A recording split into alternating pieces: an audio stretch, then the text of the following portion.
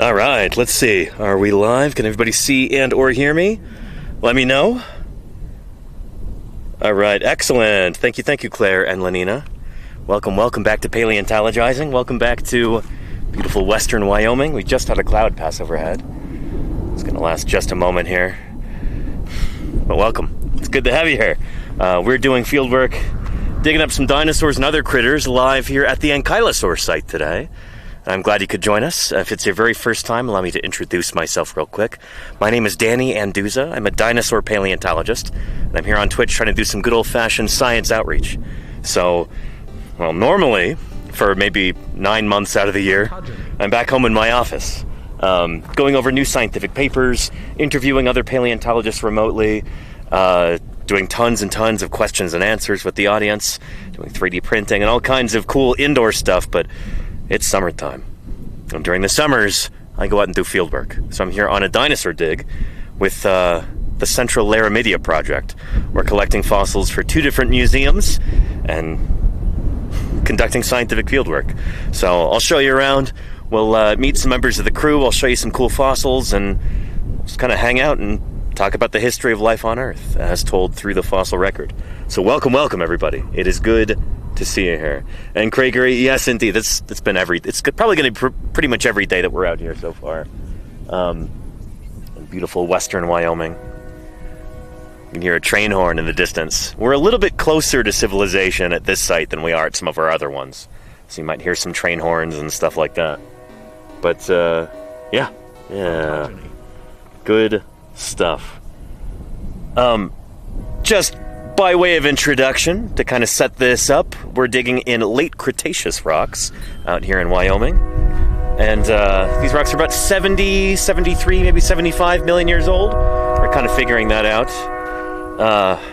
And this is one of the sites that I streamed from last year as well. This is what we call the Ankylosaur site.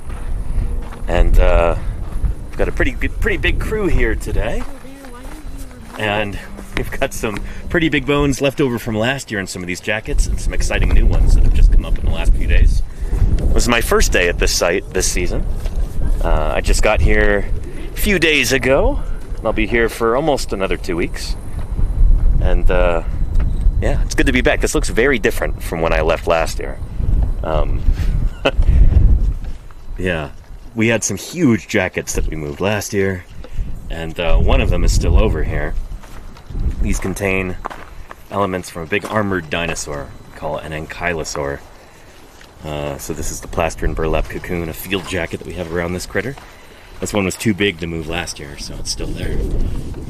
We're digging carefully, finding new things. There are a whole bunch of different organisms at this site, not just the ankylosaur, even though it is the ankylosaur site. We've got bits and pieces of crocs, turtles, some very cool ray-finned fishes, some gar. And we've got some theropod bones, too, and maybe even some fragments of duckbill dinosaur here and there. Just want to give you a real quick overview, and then I'll introduce you to some members of the crew here. This is where I was working this morning. I was not quite working this hard. This was like this when I found it this morning, I promise. But, yeah. We've got some really important theropod elements there under that kind of winter jacket. And that horizon continues along here, so there's the chance to find some more little meat-eating dinosaur bones in there. Yeah. Anyway. And, yeah. Celtic Wolf wants to know, have I ever dug up a Rex? I have, yeah. So that was back in, 2013, 2014? Working with Denver Fowler. I helped excavate the Chomper Rex site, which we suspect is the world's smallest and youngest T-Rex. There's a cast of it and like a reconstructed model of the skull on display at Museum of the Rockies. I think it's MOR 6625, something like that, a specimen number. So yeah, and then I've found a couple of other Tyrannosaur elements here and there, but didn't end up collecting them. Tyrannosaurus is not a rare dinosaur. T-Rex is like second or third most common dinosaur in the Hell Creek Formation. They're not rare. So even if you find a few bones that look cool, they're not always very scientifically informative, and they could be so big that they're not always worth the trouble to excavate and collect. So there's like a big old Rex femur that I found up in central Montana that is still up there. To my knowledge, I don't think anybody's collected it, but I found that in 2015. Yeah. And anyway, yeah. But let's see here. How's the wind treating us? It'll probably pick up during the stream, Gene Wen. That seems to be its habit. It really picks up in the afternoon as things start to warm up here. Get the air moving around a bit more. Yeah. And Celtic Wolf says, I'm loving this already. Well, thanks. I'm glad you're here. Welcome, welcome. Yeah. Wait, did I even introduce myself yet? I'm not sure I did. Yeah. My name is Danny Anduza. I'm a dinosaur paleontologist. As a paleontologist, I study fossils. Fossils are the preserved remains of ancient living things.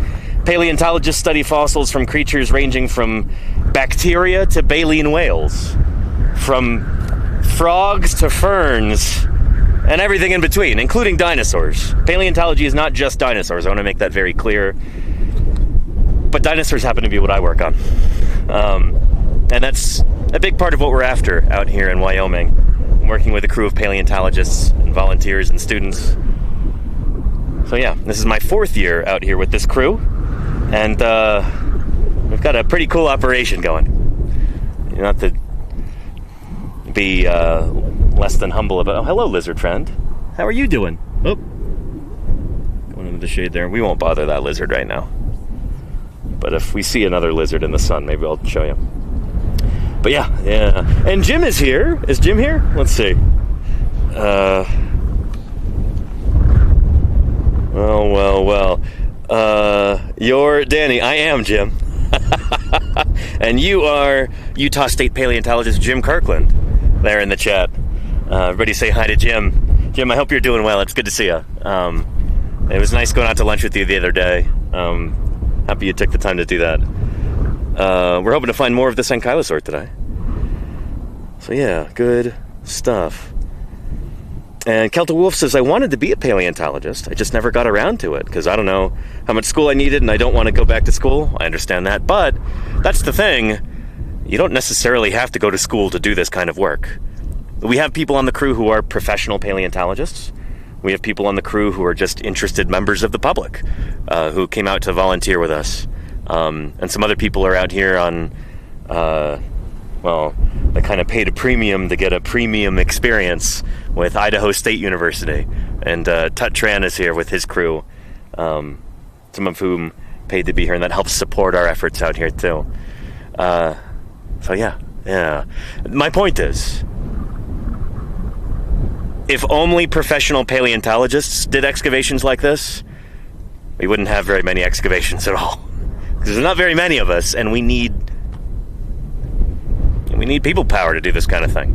So if you're really interested in this line of work, if you think you might want to try your hand at volunteering on a dig or helping out in a museum, cleaning fossils, or working in a laboratory, institutions and organizations and groups like ours, we need volunteer help. So yeah, do some searching around near where you live. Maybe there's a museum nearby or a group like ours. You can get involved, you know? Yeah. But yeah.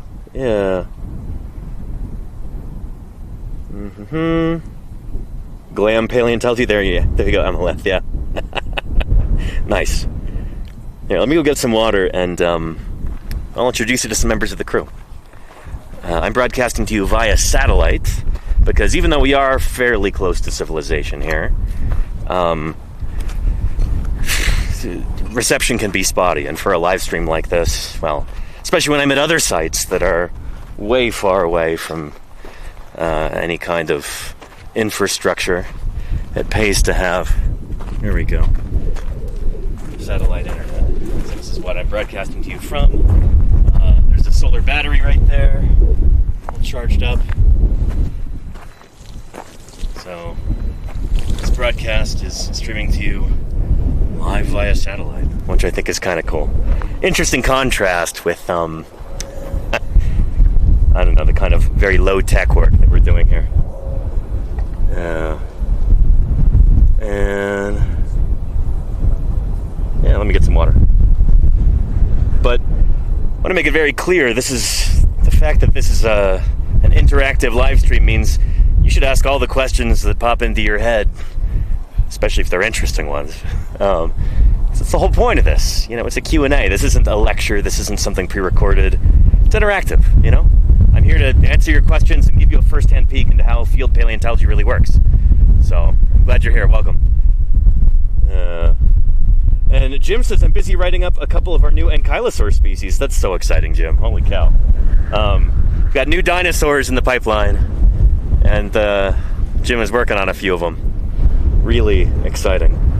And Max Devlin, no, I've never found a Liopleurodon.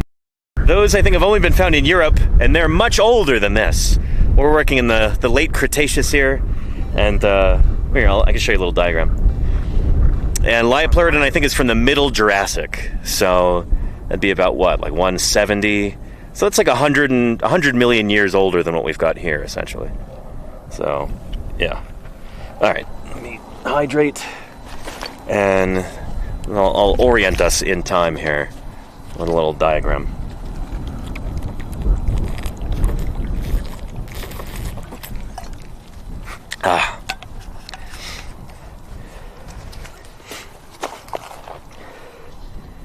Yeah, and Turtle Origins paper. Yeah, now I heard about that the other day. I think Dr. Terminator shared it with us. I haven't had a chance to read through it yet, but it's such interesting stuff. Saying that, what was it, Odontocheles? Or no, not Odontocheles. Sorry. Eunotosaurus is probably not on the direct line to turtles, which is kind of surprising and interesting. But hopefully another thing that will be interesting is this. Let's orient ourselves in time and space. So, when I say that these rocks here that we're digging in are about 70, 75 million years old, maybe 73, that might seem like a long, long time ago, but in the grand scheme of things, it's actually pretty recent in a huge scheme of Earth history, Here's a lovely diagram from the U.S. Geological Survey trying to show the history of our planet as a spiral, going back in time from the present here, all the way back, curling, whirling back toward the very origin of our planet about 4.5 billion years ago. In this grand scheme, we here in western Wyoming, digging in the late Cretaceous, we're about here. So, not very far back in the grand scheme of things. But this is still before the asteroid impact that wiped out all the dinosaurs except for birds.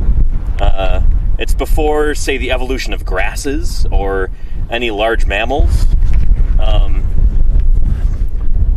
Most of the big animals that we have walking around today are mammals. You talk about your horses and elephants and camels and, dogs and cats and bears and what have you. Those are all mammals. Whales in the ocean, those are mammals. Mammals existed since, fairly early in the Mesozoic era.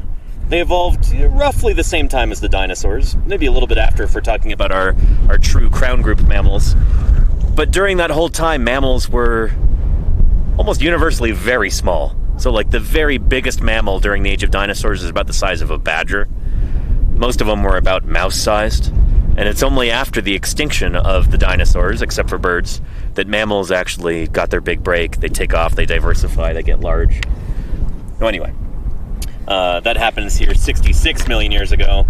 We're digging in rocks that are about 70, 75 million years ago, give or take.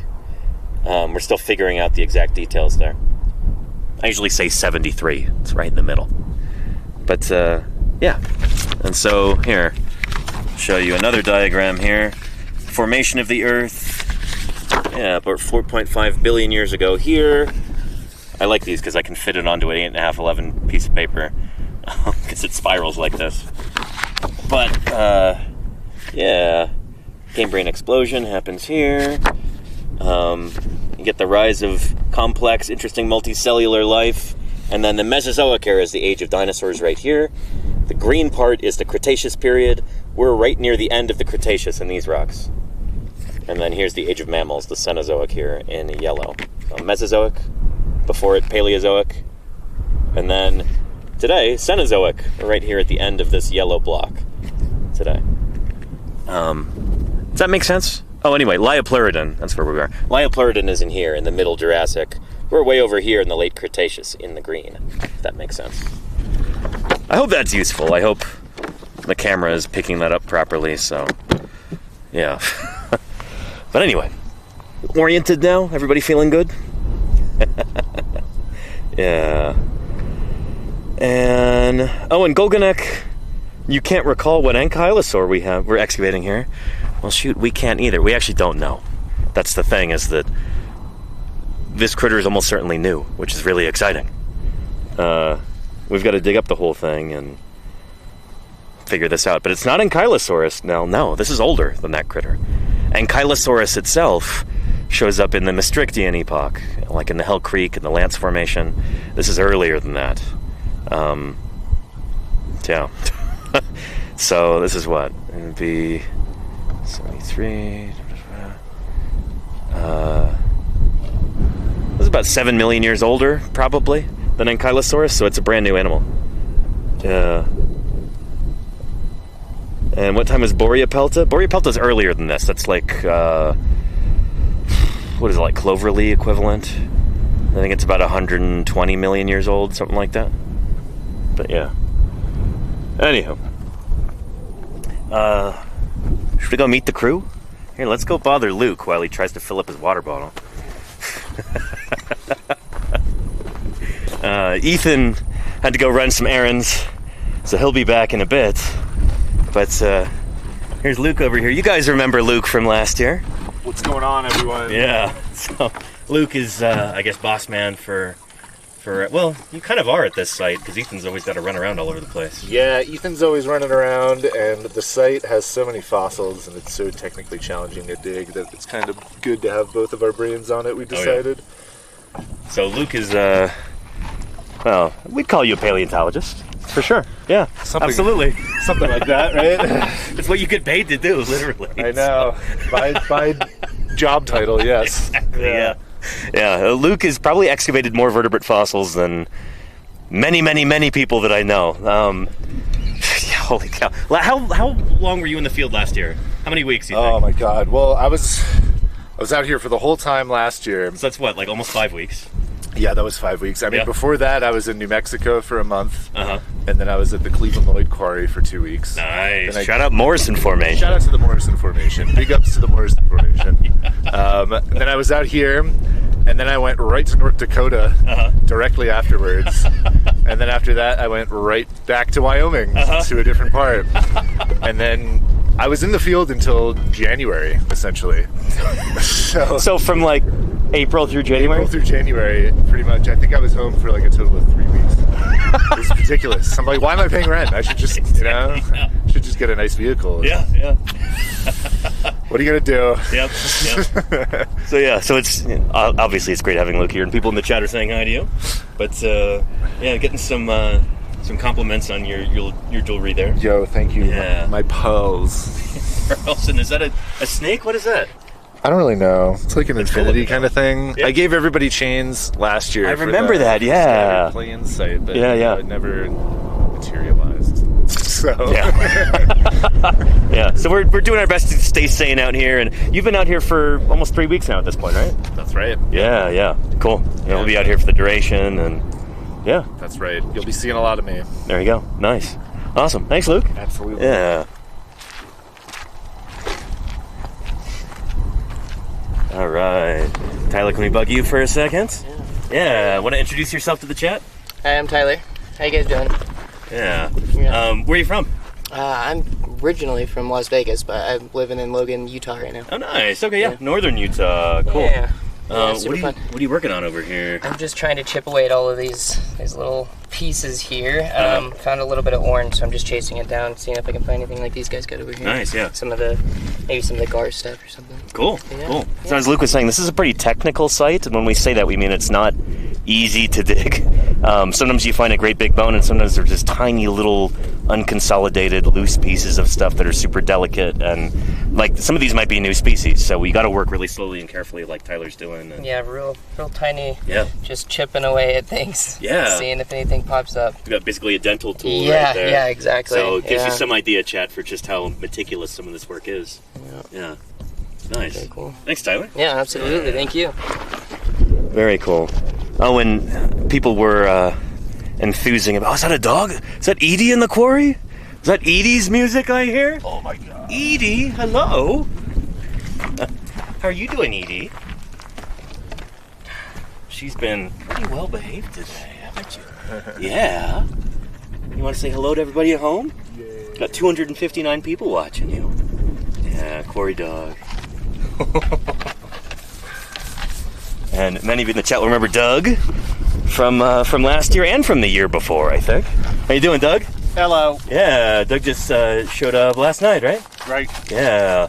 I'm going to bug you multiple times throughout the field season to see that leatherback turtle tattoo, because that is one of the coolest tattoos I've ever seen. That is so cool, Doug. Holy cow. So I haven't told you yet, but I got to work with those critters last week in Florida. As I gathered from your streams. Oh, gotcha. Oh, you're watching, or you Well, got...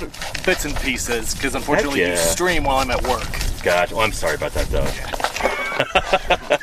But I know, I got to do better, guys, you know? Yeah. But anyway, it's great to have Doug here. Doug, you still in Texas? Yep. Nice, okay. Drove all the way up here. Yep. Yeah, it's good to have you. This is... The gang's back together. This is awesome. Yeah. Yeah, baby. Yeah. Oh, Claire says tell him about YouTube. Doug probably knows already that all the VODs go up on YouTube afterwards, so if you ever want to catch one, you can watch there. That's true, yeah. Maybe it's not quite the same as watching something live and being able to heckle me in the chat, but, you know, yeah. Well, let's say hello to Derek over here, who's... Are you transmitting or receiving with that? A little bit of both. A little bit of both? Nice. Yeah. I dabble. So many of you are going to remember Derek from last year, but where are you from? Are you from Pittsburgh? I'm from Pittsburgh, yeah. Right, yeah, okay, nice. Yeah. And you probably remember Anna from last year too, who Derek and Anna were fiancés last year, and now they're married. So congrats. Yep. Yeah. Thank you. She'll be out here in 10 days. Excellent. Yeah. Unfortunately, I think that's just about when I'm leaving, but we'll see. Shoot. Yeah. But yeah, and you're getting a lot of congrats in the chat. Nice. Thank you, everyone. But yeah. So again, we're all trying to stay sane out here, and I feel like that's well illustrated by Derek's hat there. You got to be a little eccentric to do this kind of work. It's just how it works. But yeah. Lauren, can we come say hello to you? Sure. Yeah, everybody. This is Lauren, also from Pittsburgh, or near Pittsburgh at least. I'm from Pittsburgh. From Pittsburgh, yeah, nice, yeah. So Lauren, this is her first field season this year, right? Yeah, how you liking it so far? I like it. Nice, yeah. So you're hoping to get into paleontology? And Yes. This is a fantastic way to start that. I mean, Definitely, I'm sure yeah. like other people are really jealous. Yeah, definitely. Yeah. So tell us about how I know already, but for the sake of the audience, tell us about how you found out about this, and yeah. Dr. Matt Lamona, who works at the Carnegie Museum of Natural History. Yeah, in Uncle Pittsburgh, Matt. introduced me. He like told me about it, so and introduced me to Ethan. Awesome. Yeah. Cool. So again, it's going to be a continual theme. So much of this is like who you know and like who can vouch for you and that kind of thing. So if anybody's trying to get involved in paleontology in the chat, just start talking to people and make some connections and see where that goes. So yeah, awesome. Thanks, Lauren. Thank you. Yeah. Cool. And I'm not sure what's under here. We'll have to ask a little bit. But Elena, can we talk to you for a second? Sure. Yeah. So camera shy, but I try my best. Yeah, no, I appreciate the effort. So Elena, I know from Berkeley, from back home. So fellow Californian here. Yeah, and this is not your first field season, right? It is my first for paleo. I've done a little bit of like desert ecology field work. Oh, okay, cool. Some modern stuff, not fossil critters. Yeah, this is my first for paleo. Cool. And tell us about your shirt. That looks really neat. Yeah, I got this from the Hastings Preserve near Monterey in California. Oh, is that a yellow-billed magpie? Yeah, for that's so cool. IB 104. There was like the big end of the year 2-day field trip, and we tried to find as many species as we could. Nice. And I think if we count fish, we won. The last year didn't find fish, so it's kind of up in the air whether we beat the record or not. But yeah, I got that from there. Very cool, yeah. And IB, for those of you following along at home, is Integrative Biology, which is paleontology at Berkeley is kind of falls under the banner of IB. It's funny, at some schools, paleo is part of earth sciences, geology. Yeah, I did like a geology minor just to make up for it. Nice, I double majored if I weren't a transfer. Yeah. And so, Lena, you recently graduated with your undergrad? Yep. Nice. Congrats. Yeah. Cool. Now she's living the dream out here, and yeah. Good stuff. Let's see. Let's bother Timna and then Tut, if that's all cool. Hi, How you doing? I'm Timna. Yeah. I'm from Salt Lake City. Nice. We found this nice long bone down here and some fish bones. I haven't seen these yet. Cool. So at this time, I am taking off this top layer here to get down to the layer where we might find more bones. Nice.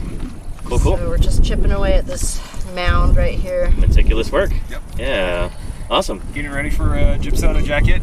Awesome. Eventually, yep. Yeah. Hey, here's Tut, everybody. Howdy, Tut is, in some ways, kind of a living legend. I've heard so much about you, Tut, and never gotten to spend much time with you. I think I met you briefly at Ethan's place one time. Sure, yeah, that's and then, true. A few years ago. Yeah. So it's cool to be able to hang out and we know so many of the same people, and it's funny how small a world vertebrate paleontology is. Yeah. But yeah.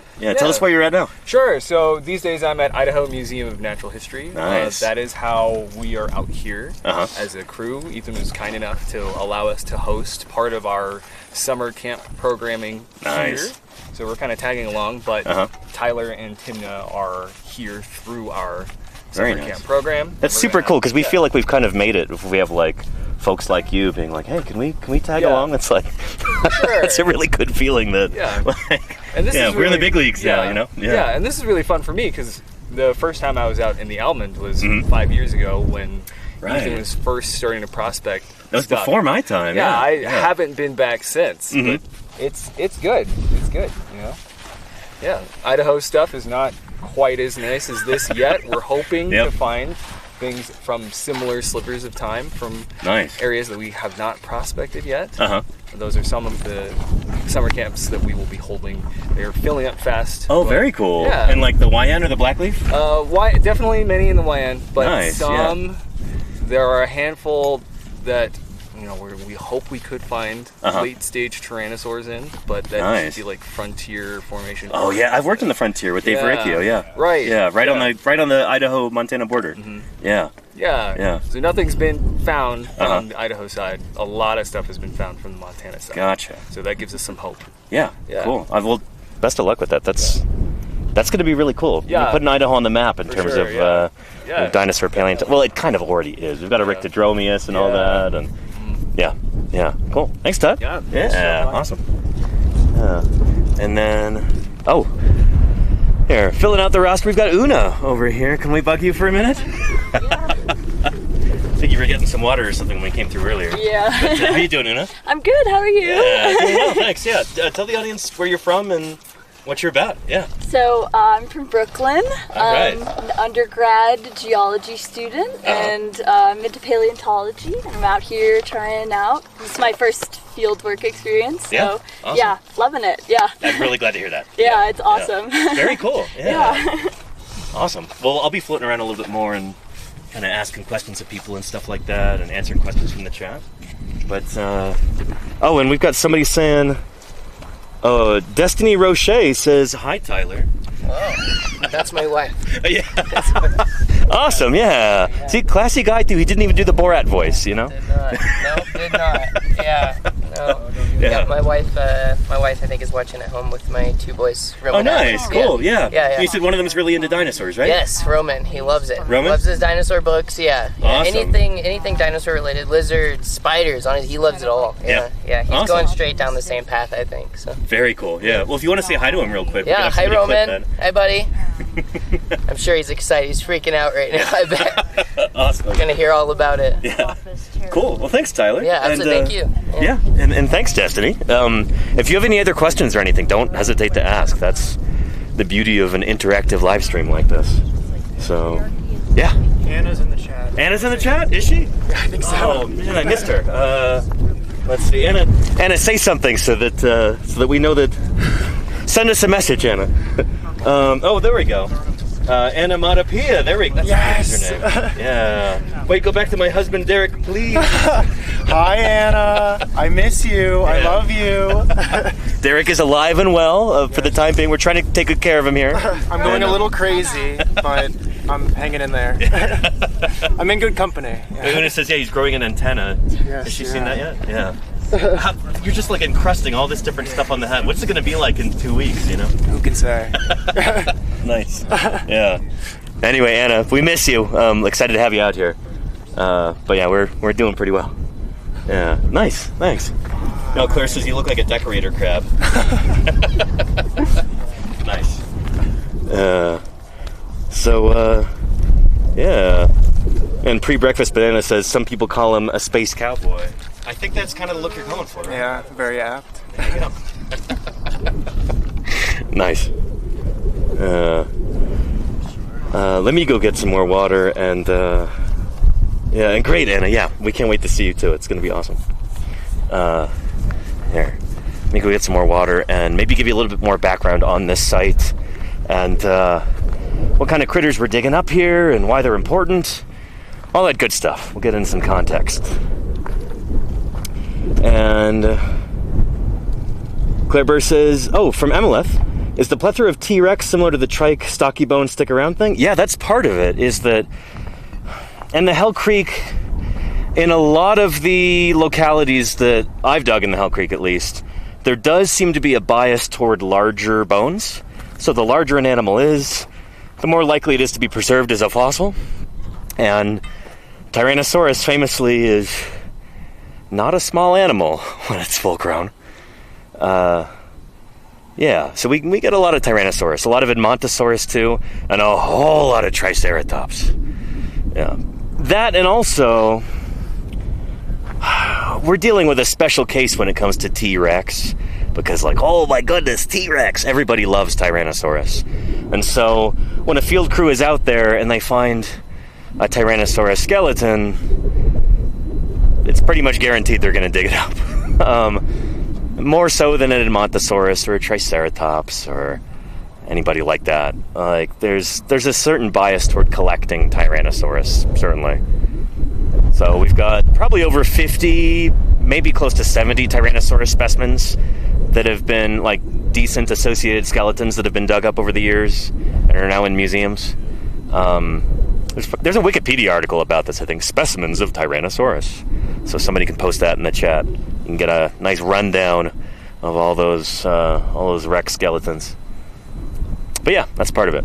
And then there are parts of the Hell Creek where you get small critters preserved in abundance, but it does seem like there might be a bias toward larger critters being preserved, or at least being collected. If that makes sense. Yeah. And anyhow. And Trick Track says, how fast is the erosion? Are you under time pressure to dig? At this site, the erosion isn't too bad because we're kind of on mostly flat land here. And so, I'll get water in a minute. It's not like we're inside of a gully or anything like that. In fact, we're just kind of digging more or less straight down. So erosion is not a huge concern here, but we are fairly close to inhabited zones where there are human beings around. And so, we want to get this site done relatively quickly because it's not super remote and we don't really want anybody messing with this. They're not going to find anything worth stealing at a site like this, because the bone is not particularly pretty. It's extremely difficult to dig, but, you know, sometimes people, they try to dig something up and then they ruin it. We don't want that to happen here. So this site is a high priority for us. That, and also it's just really scientifically important. We've got almost certainly a brand new species or genus of armored dinosaur here. And we've got some theropod bones and all kinds of cool stuff. So this site is definitely a high priority for us. That's why we have so many people working here simultaneously. We've got three other sites being run today with members of our crew. But this is the one that's got the most people because it's a high priority, you know? Yeah. Oh, and Golganek, very cool. Thank you for posting from Jim. Oh man, let me announce this to the crew because that's going to be pretty neat. I think Lauren will be excited to hear that too. Matt Lamana just published a brand new Maniraptor in dinosaur. I did see that. You heard about that? I saw it on Instagram. Yeah. Nice. Oh, very cool. Yeah. That's awesome. A new Microraptor called Jian, Jian. Yeah. Nice short name. That's awesome. Very cool. Yeah. The first of the younger Lower Cretaceous of Gansu and Western China. That's awesome. Thank you, Jim, and thank you, Golganek, for reposting that. Superb. That is awesome. Yeah. That's, I don't know, I'm not going to complain about being out here, but that is one of the things I do miss a little bit, is just being able to, like, read a whole paper when it comes out when I'm back home. But neat. Yeah. And, yeah, so that'll be neat, Illyspid. We'll definitely have, like, a big, you know, roundup of different papers that were published while I was out here in the field. And, we'll talk about that when I'm back home in the office. That'll be, hopefully, end of July when we can do that, if all goes according to plan. And that was it, Claire. Yeah, thank you. Yeah. And there you go, Carnotaurus. That sounds good. Let me get some water.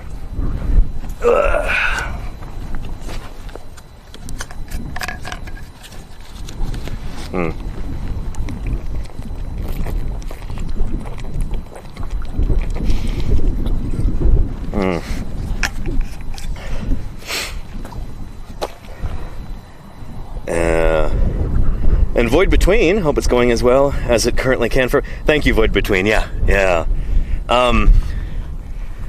Yeah, we're all doing pretty well. Katie was feeling a little under the weather, so Ethan took her back to camp, and she's going to rest up, and hopefully she'll be in tip-top shape again very soon. Sometimes the altitude and the dryness and the sun just kind of gets to people, and they just need to take a day off to kind of rest and recuperate, and I think that's what's going on with Katie right now. But, yeah, when she left for the day with Ethan, I sent the bobblehead leatherback turtle with her. I'm like, hey, if this helps at all, if it cheers you up at all, then, you know, that makes me happy. Hopefully it makes her happy too. Hang in there, Katie, if you're watching right now. But yeah. And then I think we had some gift subs or something, right? Leaping Lizards, thank you for the 2 gift subs. I really appreciate that. What a great username, by the way. Thank you for supporting science outreach here on Twitch. Thank you for supporting me personally, allowing me to do stuff like this, you know, making a living by live streaming, and I get to travel and do field work and all of that. That's because of the generosity of good folks like you, Leaping Lizards. So thank you for that. I appreciate it. Yeah. And yeah. Get a little bit more water and we'll continue. It's nice that at this site we've got like a water jug with us, so I could drink. I don't feel like I have to ration my water at all. Just drink as much as I want. But yeah, and I'll break out some visual aids and I'll show you some stuff from this site. Well, I think I have my Ankylosaur diagram here. We'll see.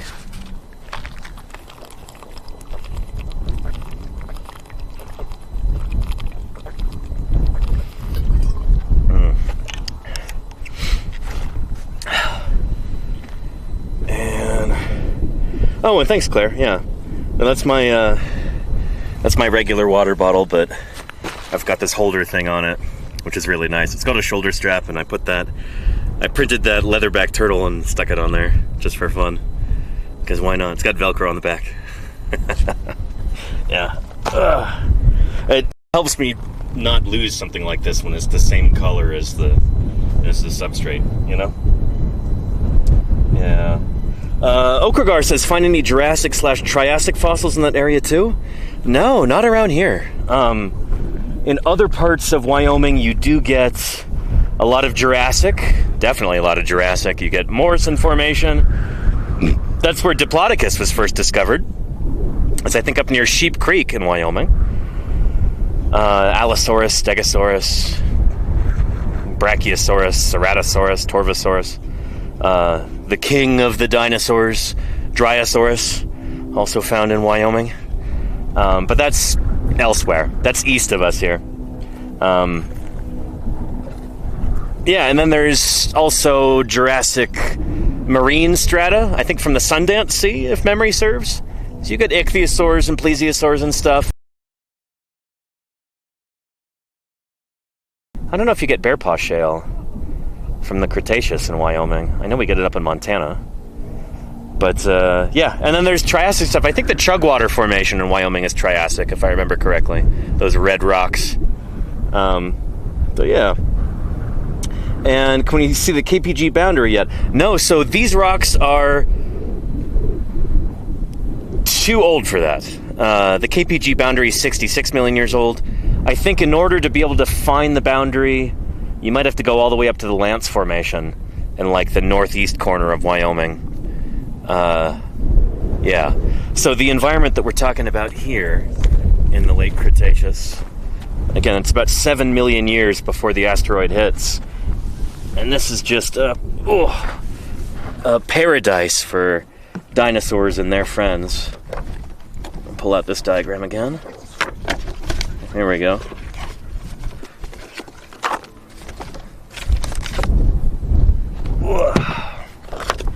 Yeah. So this is not this formation that we're digging in exactly. I think this is supposed to be the Judith or some Campanian Cretaceous environment here. And I showed this off yesterday too, and the day before. We get duckbills, we get meat-eating dinosaurs. It looks like we've got both of those here at the site. We've got what seems like a small theropod, which should be really important. We've got lizards and amphibians. We get turtles, and then all kinds of different fishes here, including these gar. We've got a ton of these gar here at the site. These really cool fish with these ganoid bony scales. You've probably heard of alligator gar before. That's the same family, the Lepisostiidae. So yeah, it's a nice little kind of who's who of the critters that you find in and around this area. So, pretty neat. Yeah. And this is, yeah, a good representation of what this environment would have been like too. Very warm and wet. We've got ferns and palms and conifers. Probably very mossy. A lot of rainfall. And again, we are right near the coast here in Wyoming. At the time, Wyoming was partially submerged by ocean water, the Western Interior Seaway. You go off that direction to the east, and yeah, you, well, at this time, the exact age of the rocks that we're digging in, you go just a little bit east, and you're on the beach. So this is kind of a coastal sort of area. Again, like I always say, think Louisiana Bayou, Mississippi Delta, maybe like modern day Florida too. That's the kind of environment that we're talking about here. And a lot of the critters that you find in those environments today, you find here in these rocks as well. You get those freshwater fishes, turtles, lizards, crocs, a lot of the same plants too. So, pretty cool. And any insects found here, asked Darius Majewski. I don't think we have any body fossils of insects yet. Insects are not particularly great at preserving as body fossils, but we definitely have found evidence of Cretaceous insects on the plants, like we were talking about the other day. So leaving bite marks and scour marks and what we call insect damage on the leaves. You know, it's a calling card, like, oh, insect was here. And different groups of insects will have very different marks that they leave on the plants, different ways of biting them and stuff. So we can often identify what kind of insects were around just based on the damage on the leaves. So, yeah. And John Draloon says coastline of the Carolinas too. Yeah, sure, that works. Yeah. Scallywag Deep says dinosaur mosquitoes must have been terrifying. I don't know if mosquitoes were really any bigger during the age of dinosaurs. You would suspect, I mean, that's kind of the pop culture thing. It's like, oh, everything back then was gigantic, including the bugs. But I don't know if there's any reason to actually think that. Again, I'm not a fossil insect expert, but yeah. But yeah, I think they did use a crane fly for Jurassic Park, Claire. I think that's exactly right. Yeah. Anyhow. Good stuff. Hang on, let me... I should have gotten new foam inserts for these before this summer. I might have to still do that. These are falling apart.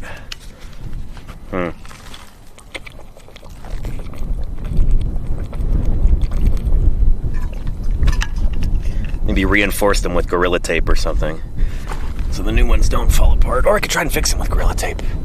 There's an idea. Yeah. And there were big parasites, if I remember right. Not sure from where. I don't know much about that, Dr. Tara. You would imagine that if you had the sorts of parasites that you have today back in the Mesozoic, they would have been bigger. Like, if sauropods had tapeworms, how big must those tapeworms have been? But maybe tapeworms are a more modern thing. I'm not sure. I don't know.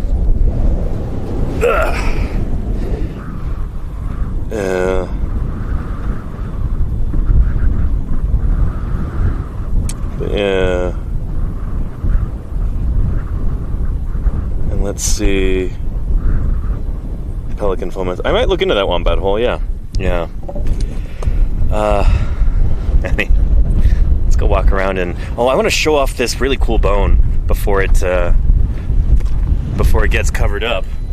There was a really neat, what seems like a limb bone from yesterday. When I got back to camp yesterday, Luke showed me a picture. Like, check this out. Is it there under the burlap? It sure is. All right. What's your tootsie there, bud? Yeah, let's see if we can get this squeaked off a little bit too. Ooh, yeah. What's your brush? Paintbrush. Paintbrush. Nice and soft, so you don't damage the bone. So this is one of the prettiest bones we've had from this site. Would you just look at that, everyone? My shadow's kind of blocking it, sorry. There we go. Yeah, nice. It really looks like a fibula to me. I mean, we'll see what it is when it's in the lab and gets prepped out, but... It seems too scrawny for an ankylosaur. Yeah, what do you think it is, Doug? No, I'm with you. Oh, you're with me? Okay. Sorry, I couldn't really hear you. But yeah. Yeah, because it looks way too narrow to be femur or a tib or anything like that. Yeah. Sure. Unless, well... No, it doesn't look tibby, especially not from an ankylosaur. Could be from a duckbill, though. Who knows? Well, pretty exciting. Very, very nice. Yeah, I was so excited to see the picture. And you were so excited to show me yesterday, too. I was. I mean, you can see the rest of our bones here. They're just so concreted. Yeah. So we get these... Could you explain to the audience what a concretion is and what a pain in the butt it is? Yeah, so this is basically just really hard rock that forms around these bones. Uh-huh. So you can see with this orange hump here, there's no actual bone exposed, but we have this shape just sticking right up out that clearly looks like a limb bone. Right. And so this kind of trends into the underneath there, where we have a metatarsal right there, which it's also hard to tell. Oh shoot, yeah. Yeah, but everything, so this rock is completely encasing the bones. And so it's just this really hard film over the top of it. Yeah, concretion for concrete, essentially. So what we've been doing here is just kind of trying to work around the concretions, because we're assuming a good amount of them, if not all of them, will have bone in them.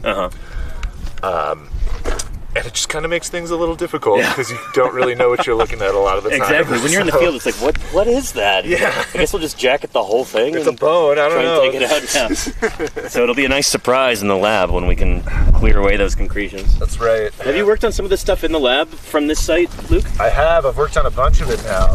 We've got a lot of cool stuff. We've got crazy fish material. We've got this ankylosaur. We've got some theropod material that's really promising, and everyone's favorites, turtles, crocs. Nice gar, yeah. Really crazy little fish fossils. We've got really? Like a really tiny, articulated wild fish. I don't even know what it is. Nobody knows what it is. Right. Yeah. We don't have any fish people here, so yeah. If you're a fish person, come out and help us. Yeah. Come on, please. We need help. But yeah, so I guess you can see, Chad, the point of talking about the concretions is just why we're so excited that there's just a beautiful, pristine bone right there. Yeah. Not covered by all this crud. Yeah, I mean, it's really hard to look at right here, but we've got wooden concretion and then a bone in here. Is that a phalanx right there? I don't know. Yeah, interesting. And then it curls up here underneath this. So cool. We've kind of got a giant hump of bones here. It's just completely encased in the concretion. This one is kind of outside of it, which is interesting. And it's below it too, like different facies here. Yeah. So very very tricky. Yeah. Very interesting. Oh, Edie. Oh, you having a good day, Edie? So I hope so. I hope so. Yeah. Oh, what is it? Yeah. Nice. But yeah, cool stuff. Thanks, Luke. And thanks, Doug. Absolutely. Yeah. I feel like you were going to say something, Doug, and I interrupted you. But now that time has passed. Yeah? Oh, just about field identification versus reality. I was with the Denver Museum, and we collected this in Utah.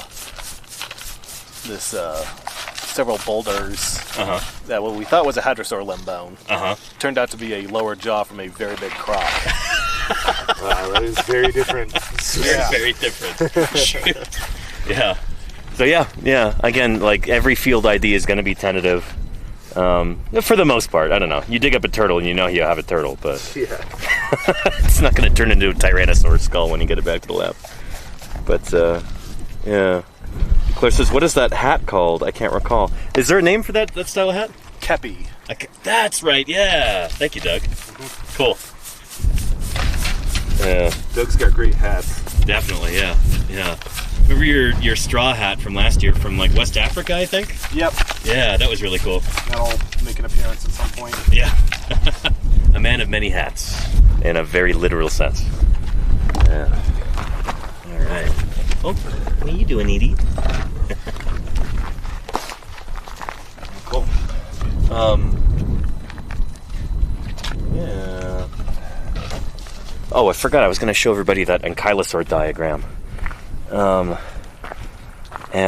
man, it's been so long since I've been at this site. It's been almost a year.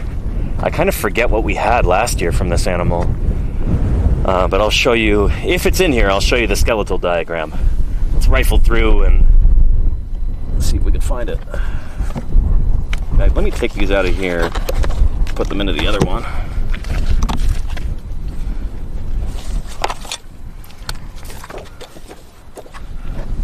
There we go.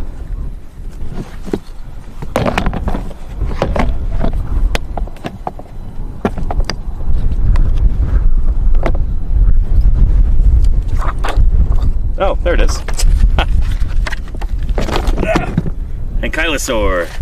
So, I should make it clear right now that we're not talking about Ankylosaurus. When I say Ankylosaur, I'm referring to like a whole family of dinosaurs. Some of you in the chat might be familiar with Ankylosaurus, this cool armored dinosaur from the very end of the Cretaceous. That is not the exact dinosaur we're talking about here. We're talking about an earlier member of the same group of dinosaurs, the Ankylosauridae, or Ankylosauria, kind of depending on who you ask. So our critter might be more like this, with no tail club at the end. This is called a nodosaur. And there's an easy way to remember that. Nodosaur, no tail club. dinosaurs like Ankylosaurus have a big tail club at the end. And that family is called the Ankylosauridae, and this is the Nodosauridae with no tail club. When Ethan gets back, we'll ask him whether we have any better clues as to what kind of ankylosaur it is. Like, is it a nodosaurid or ankylosaurid? The two main flavors of ankylosaur we get in the end of the Cretaceous and the late Cretaceous, or maybe we don't know yet. But anyhow, we know we've got limb bones like femurs from this guy. We've got a bunch of armor scutes. We've got vertebrae. I don't think we have anything that could turn into a skull yet, but that would be super cool if and when we find it.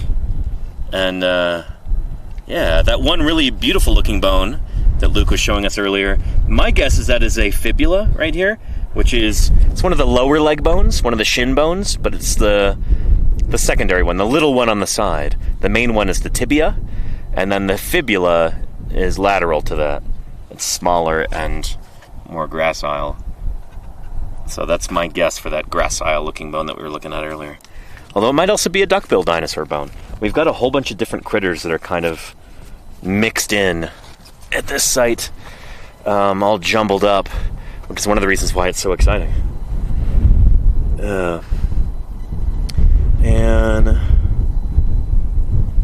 Jim says, not from an ankylosaur. Well, there's your answer. Out of all the people in the world, Jim is one of the most knowledgeable when it comes to ankylosaurs. He is an ankylosaur expert. And so Jim says it's not an ankylosaur? Well, there you go. I love that we can get expert feedback live. This is great. Yeah, I appreciate that, Jim. And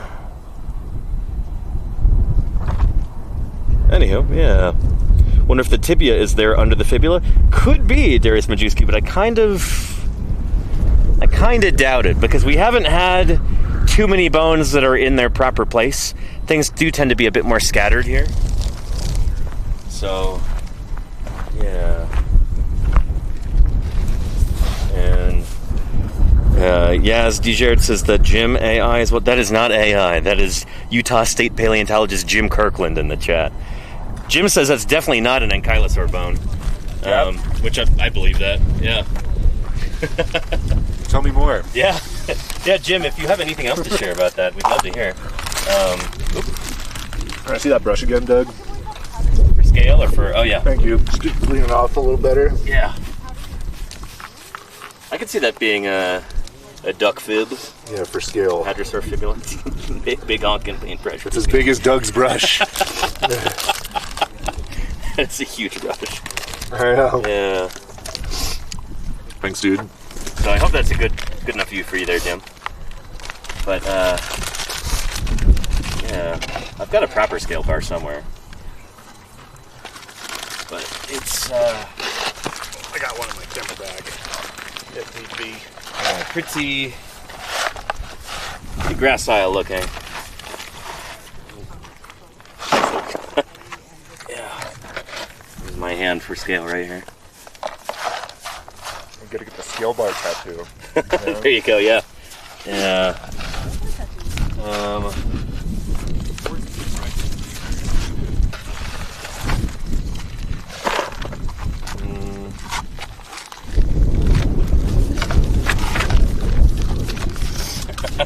I'll grab that. Thanks, Danny. Pocket that. No littering here. That's right. We are working on federal public land. Gotta make sure that we are good stewards of the land. Yeah. Ribbon says, Jim is the world's expert on ankylosaurs, just behind every 4-year-old. I don't know. I feel like a lot of 4-year-olds think they know ankylosaurs. And if I know Jim, he wouldn't be shy about maybe correcting a 4-year-old on their ankylosaur knowledge too. And Jim says, looks pretty slender from here. It is, yeah. And I don't think that's just a trick of the matrix around it, obscuring part of it. I think it really is that thin. So yeah, my guess is probably Hadrosaur fibula, or could even be a Tyrannosaur fibula. That would be cool. That's the thing, chat, that I should emphasize, is that when we're digging at a site like this, you never know what we're going to find, but also we kind of have an idea of what the possibilities are. Because in the late Cretaceous, I was talking about this a bit yesterday too, there's kind of a recurring cast of dinosaur characters. There's variations on a theme. So we always have, like, in the late Cretaceous of North America, we always have one or two or maybe more species of ankylosaur. Same with duck-billed dinosaurs. Same with horned dinosaurs, ceratopsians. Same with tyrannosaurs and ornithomimosaurs and little beaky runners like thescelosaurs and critters like that.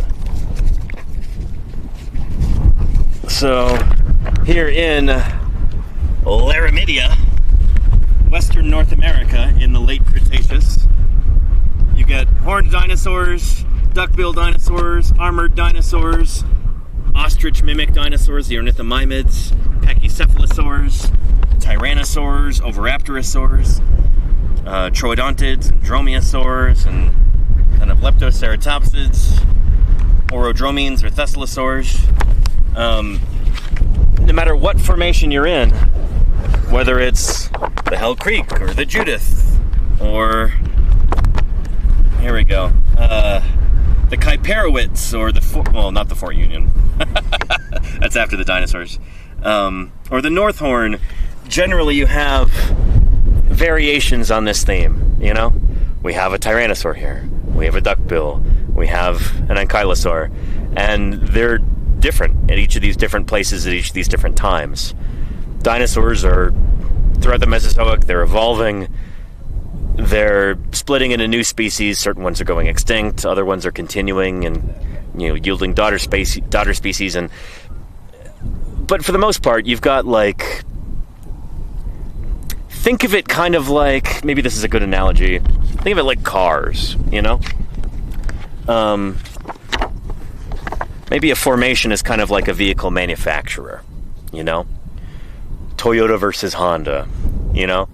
You got the Toyota RAV4, and you have the Honda CR-V. These are both small SUVs. They fill kind of a similar role.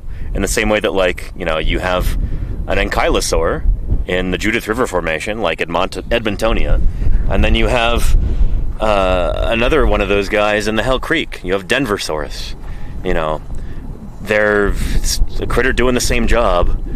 And there's a lot of similarities, but this analogy isn't perfect because cars don't necessarily, like, evolve from other cars, at least not in, like, a biological sense.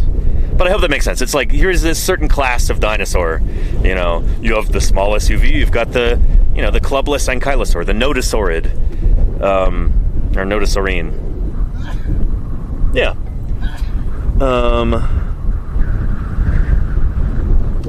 Well, yeah, let me go through the chat here and see if I've missed any questions.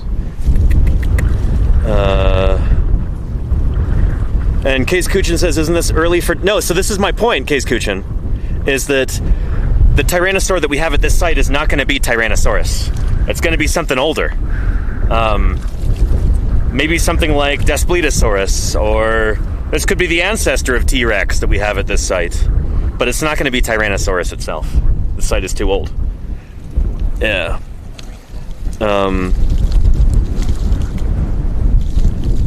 Yeah. And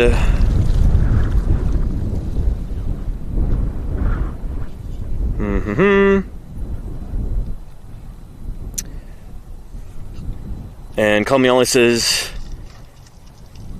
may you ask the group if they've ever found human remains when searching for no, we have not.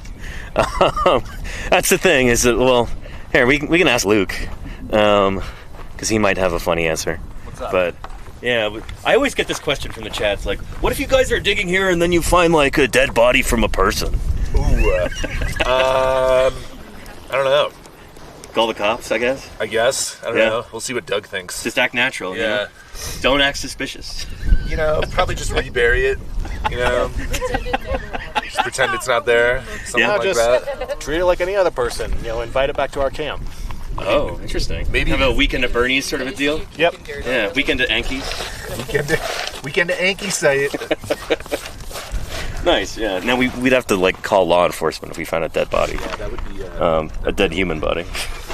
And also that would mean that like that happened overnight since we were here yesterday. So like that would, yeah, That's so funny. that would be a big deal.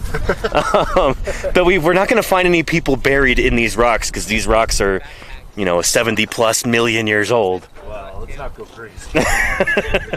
So yeah. It's possible. Like, but yeah. So I hope that answers the question there. What were we talking about though? We were talking about tyrannosaurs before we got to that question. And holy cow, we got a raid from Praline Mocha. Thank you for raiding in. How was your stream? 19 raiders with Praline Mocha. You came in at a weird time. Thank you for joining us. Welcome to Paleontologizing. We're out here digging up dinosaurs in western Wyoming. We're digging in rocks, like I said, about 70, 73, maybe 75 million years old. We're trying to nail down that date. But yeah, doing some live field work. My name is Danny Anduza. I'm a dinosaur paleontologist. I'm here on Twitch trying to do some good old-fashioned science outreach. Normally, 9 months out of the year, I'll be back home in my office, going over new scientific papers, doing Q&A with the chat, catching up on fossil news, and interviewing other paleontologists remotely over Zoom, stuff like that. But it's summertime, and during the summers, I'm out here, middle of nowhere, Wyoming. We're heading up to Montana. I'm heading up to Montana. I'll take you with me. In the middle of the month, and then later on I'll be in Utah in July and August. But for right now, we're here in Wyoming. This is my 4th year with this crew of paleontologists and students and volunteers, and we're excavating dinosaurs for a couple of different museums. Trying to do good field science out here. So, if you have any questions at all, don't hesitate to ask. Dinosaurs are what I happen to study, but my goal here is to show you how paleontology really works, trying to give you perspective on the history of life on our magnificent planet Earth, and trying to inspire you to learn more about paleontology and about the world around us in general, all different branches of science, because it all fits together, Anyway, it's good to have you here. But yeah, and Murph, we are at Ike today. Good to see you, Murph. I hope you're doing well. Welcome, Murph. Yeah. Let's see. And Case Kuchin says, how are sites like this dated in the first place anyway? Well, here, that's a big question. I'll do my best to answer it for you. So, the really short answer is, if we're going to directly date any rocks, we use radiometric dating. So with, say, volcanic rocks, they can have radioactive isotopes in them. And think of it kind of like an hourglass. Once those rocks form, once they harden from magma, it's like the hourglass gets flipped over. The radioactive isotopes are decaying, and then you can measure how much they've decayed since forming, and that tells you how old the rocks are. And rocks like this, we're digging in sedimentary rocks here. These ones, they're not going to have those zircons in them. So what we have to do is find rocks that are above and below where we're digging that have those radioactive isotopes, that we can send those off to a laboratory, get them dated. Yeah. But we can also do what we call relative dating. And I'm sure there's a joke in there about the American South or what. Don't even bother. Relative dating just means that, it's not a direct dating method. It means that we're just saying, well, these rocks are below these ones, so that means they're older, and they're above these ones, so it means they're younger than those. Because rocks are laid down when sediment is deposited. It's called the law of superposition. The oldest ones are at the bottom. So think about like if you have a hamper full of dirty laundry, the oldest dirty clothes are the ones at the bottom of the pile. It's the same with rocks, But yeah, does that answer your question?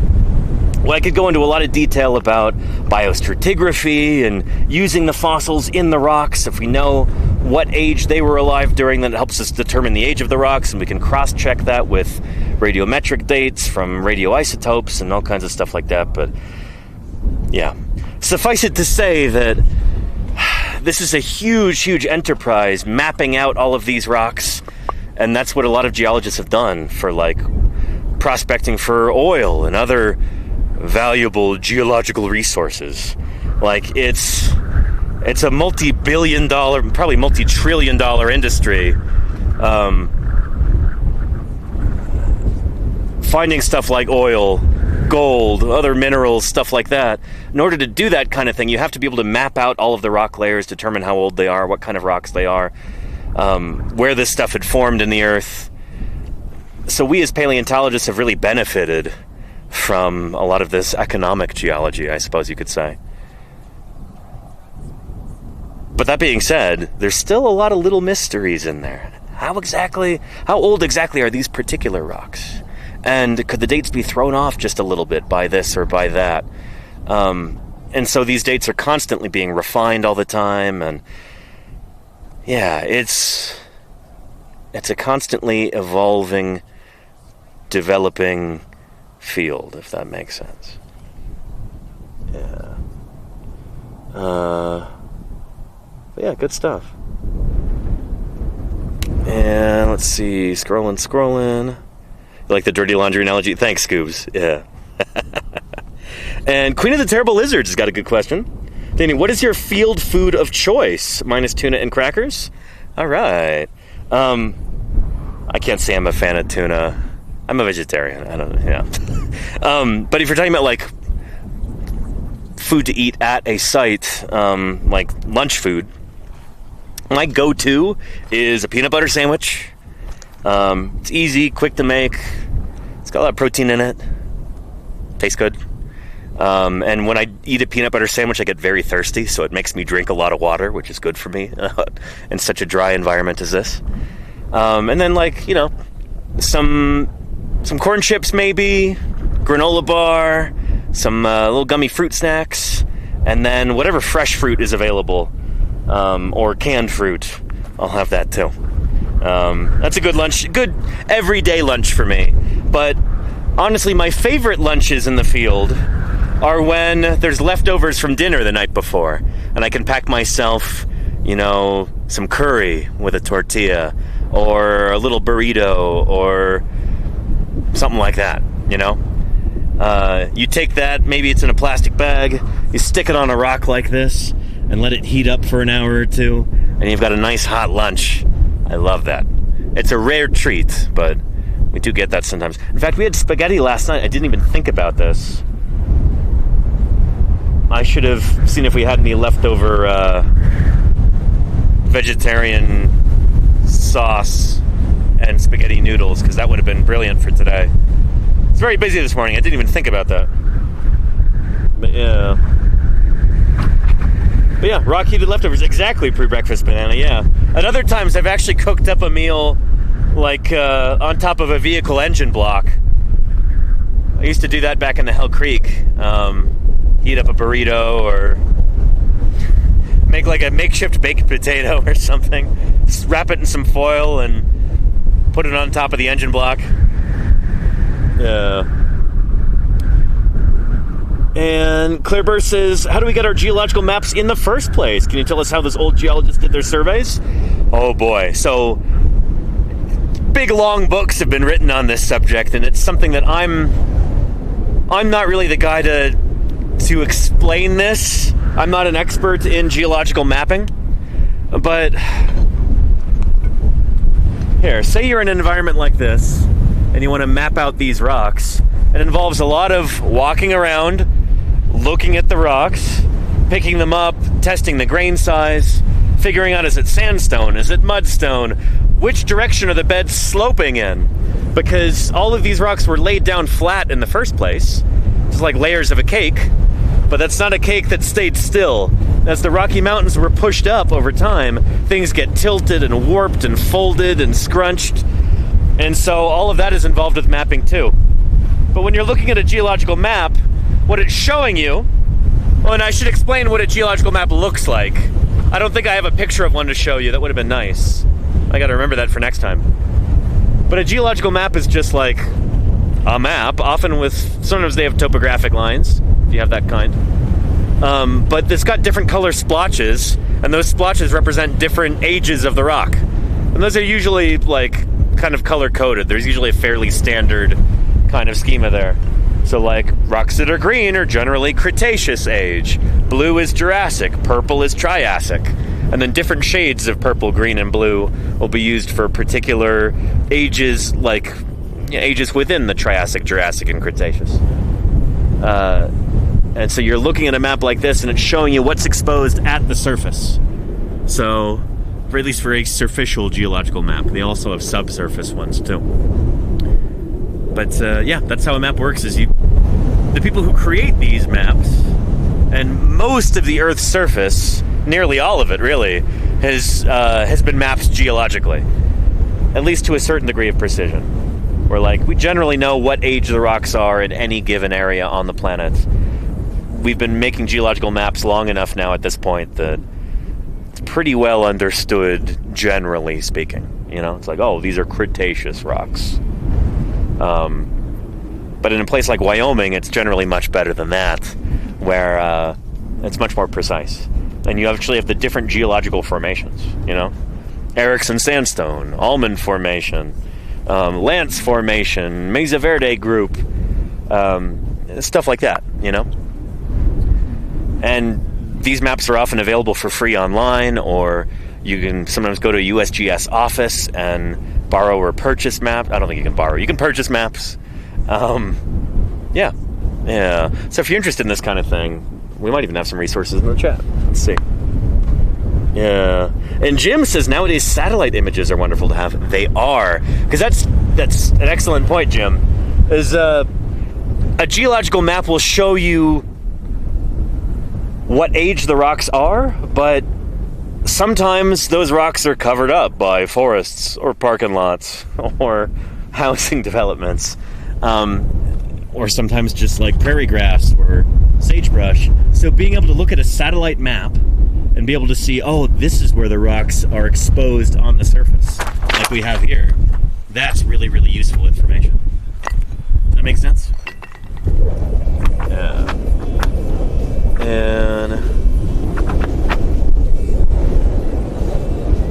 Pre-Breakfast Banana says, appreciate your work. Fascinating stuff. Thank you. Those are kind words. I appreciate you saying that. We get to time travel in a way and see things that were like hundreds of millions of years ago. Exactly. Yeah. And Lar Fleas says, does sonar help? Not really. I mean, if you're going to do subsurface geology, what you actually want to do is drill a core sample. And so Jim could talk about this, and you know, hopefully we can get him to talk about it when I'm out there in Utah later in the summer. But at the facility that he works at, they've got a big coring center, basically like a big warehouse with all these shelves, and there are just these huge core samples there, big tubes of rock that were taken up out of the earth that show you, like, there's a plug and you can see the layers of rocks in it, and you can actually figure out what age the rocks are underneath. Like, obviously it's like hundreds of feet underground in a lot of cases. You have no idea what's down there. Well, you don't have no idea, but you don't know exactly what it looks like until you drill a core.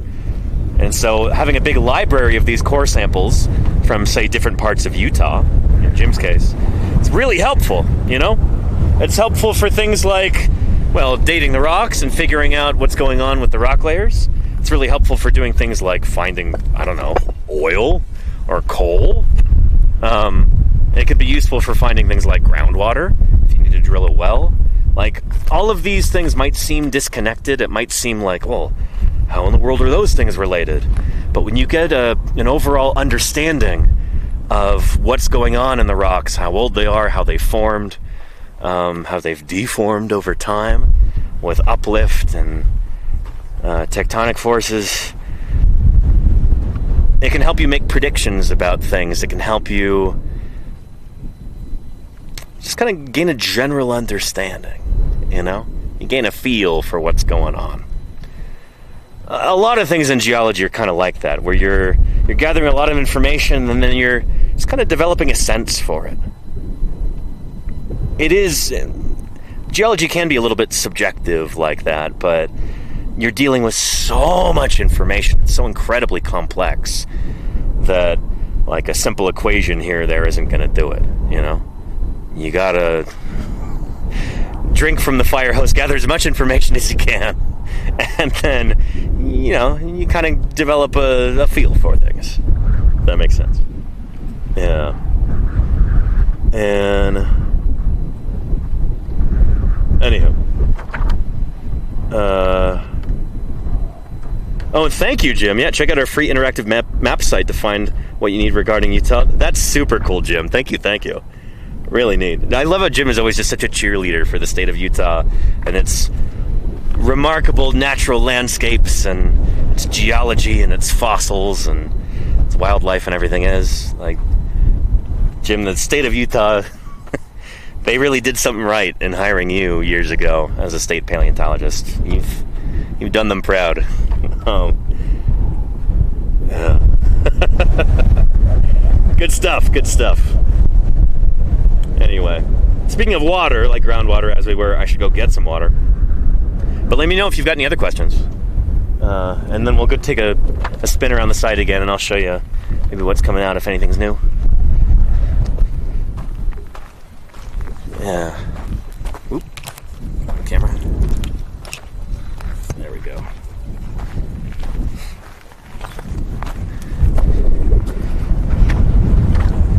Here's our satellite dish, with which I am broadcasting to you right now.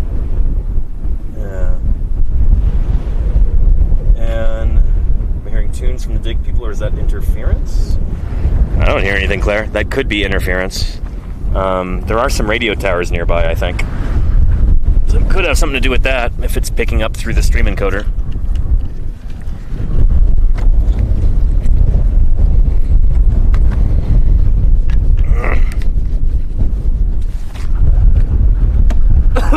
Excuse me. And let's see. Oh, we had a question from It's Dino. How do you know where to dig? Well, it's simple. We dig where the bones are, you know?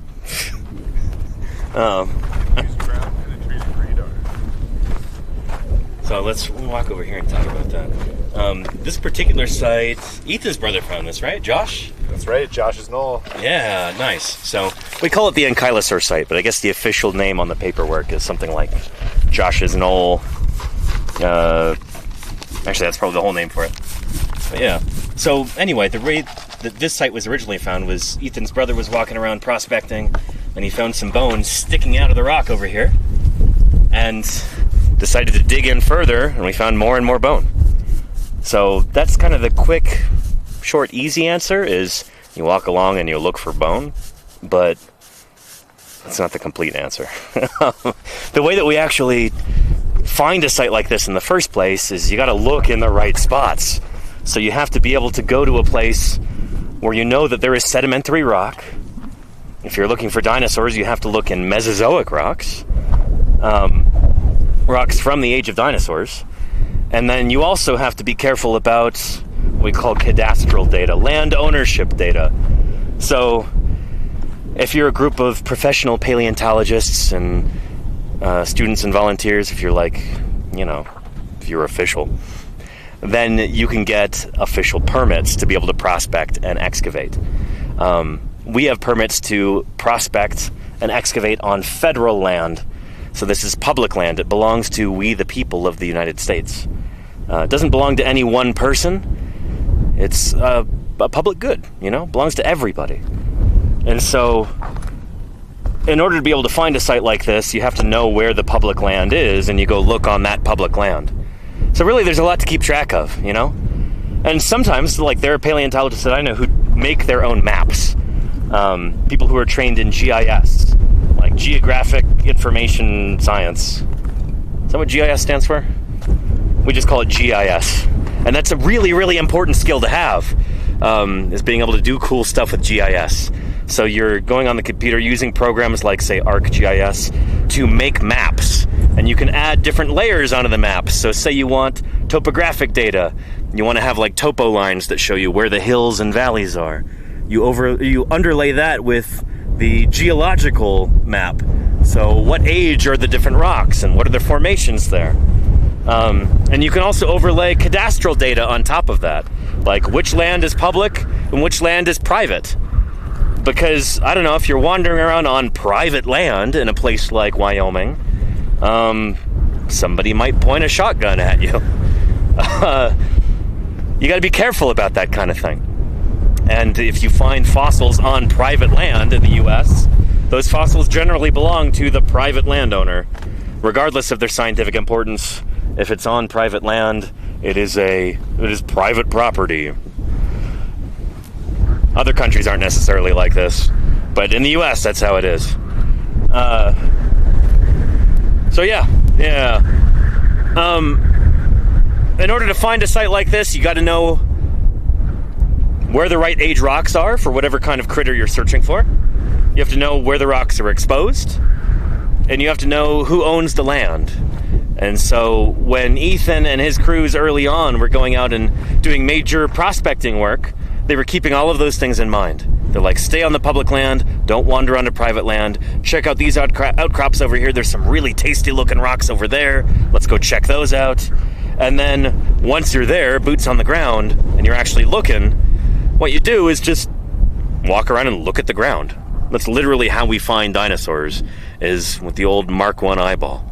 So, walking along and just very carefully looking at the ground and seeing if there's anything out of the ordinary. Like, what is this? It's dark colored.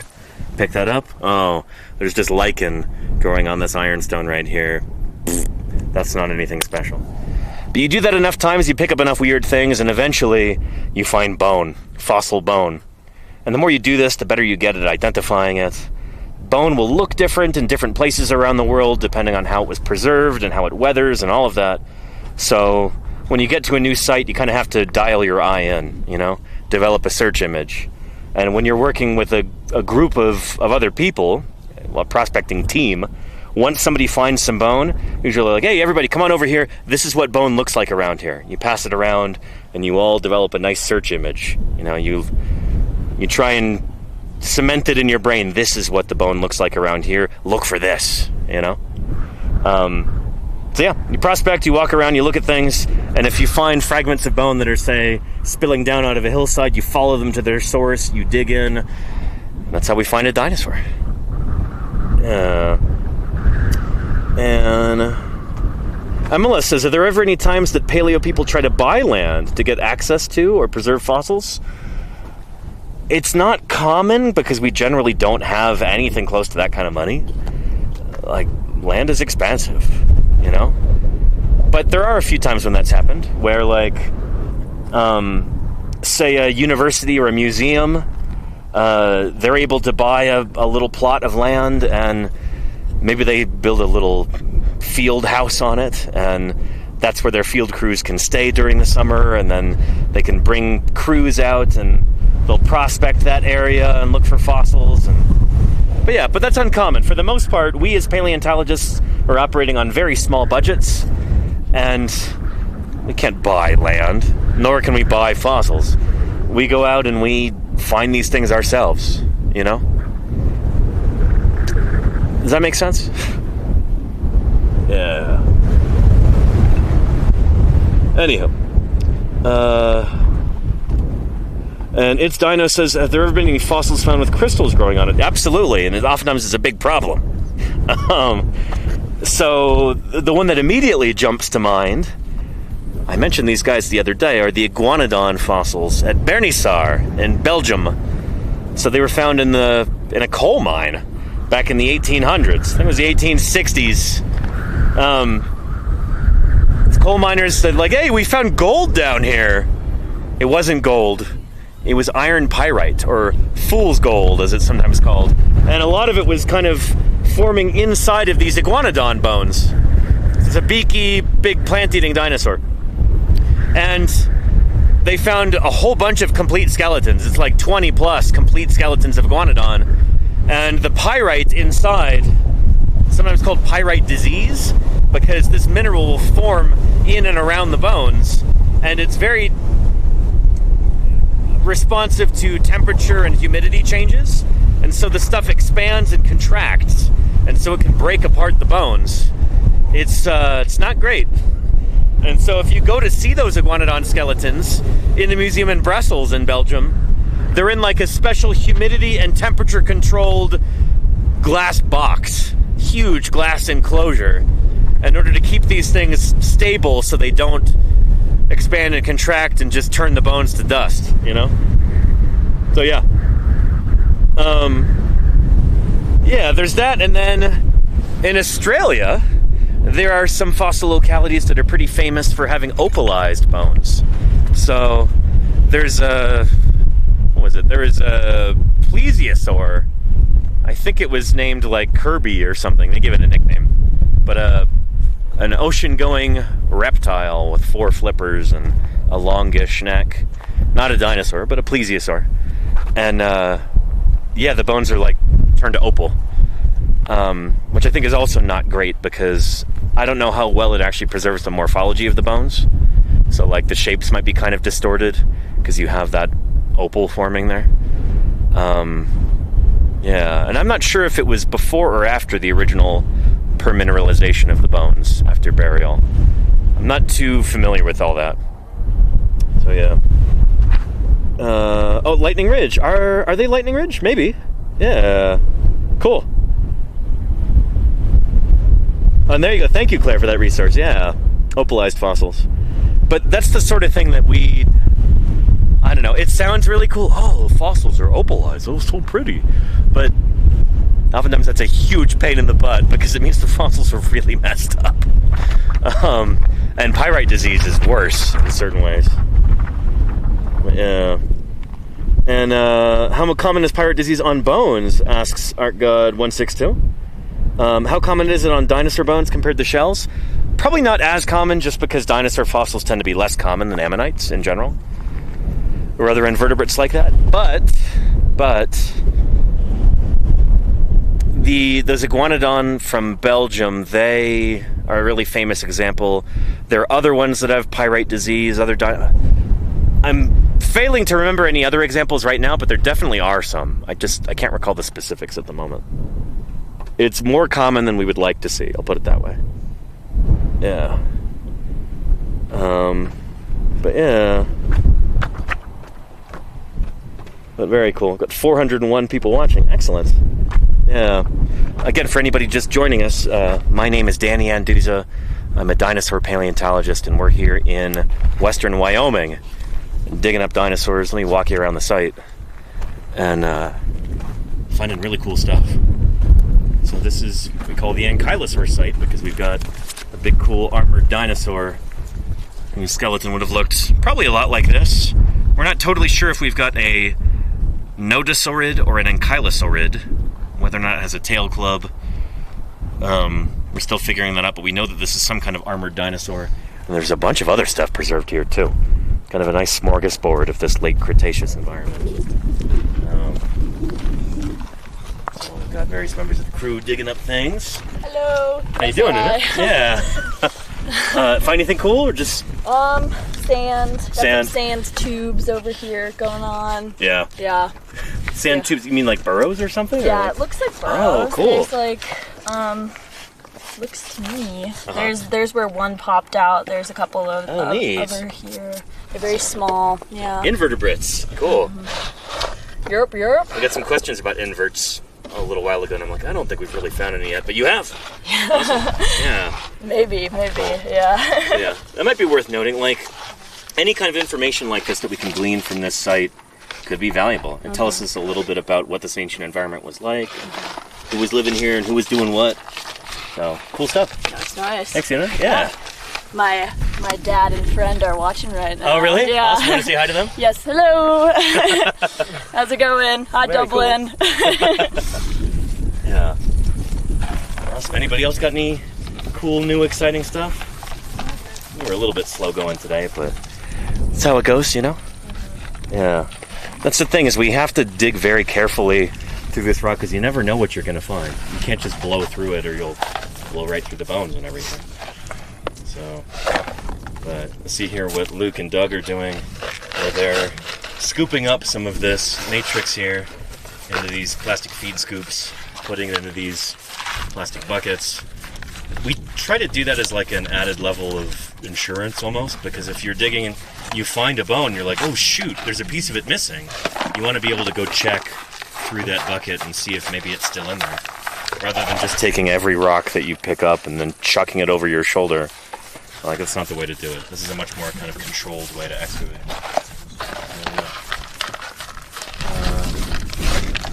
Slow and steady wins the dinosaur. There you go, Rushway.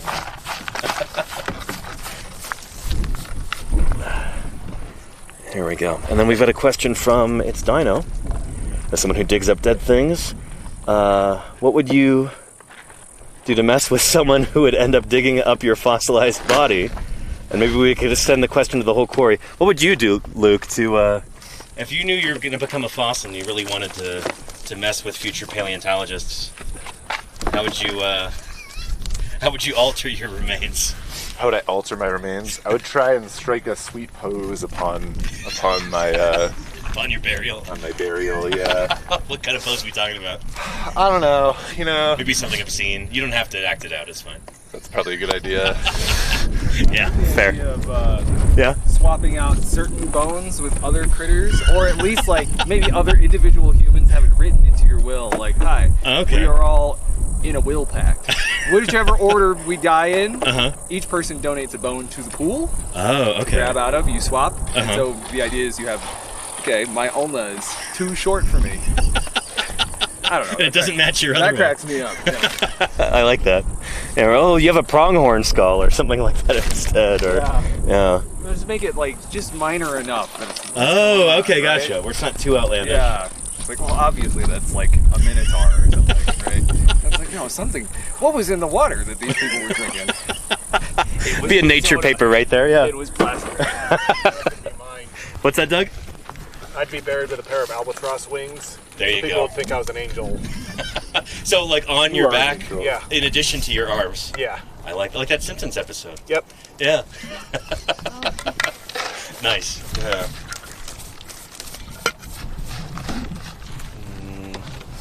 Antlers and condor wings. There you go, Luca. Yeah.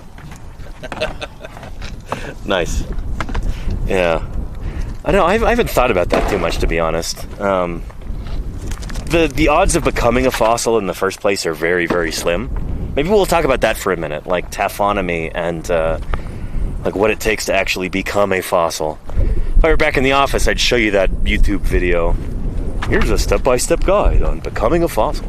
Step 1, die. But I've got a diagram about that here, don't I? Let's see. Yes. There we are. So this is called taphonomy, the study of what happens to critters after they die and before they get discovered as fossils. So, we're doing this just as it gets really windy. Let's put this here. So, the dinosaur here, this looks like a baryonyx. It dies back in the Cretaceous period, and it dies near water, say on a floodplain.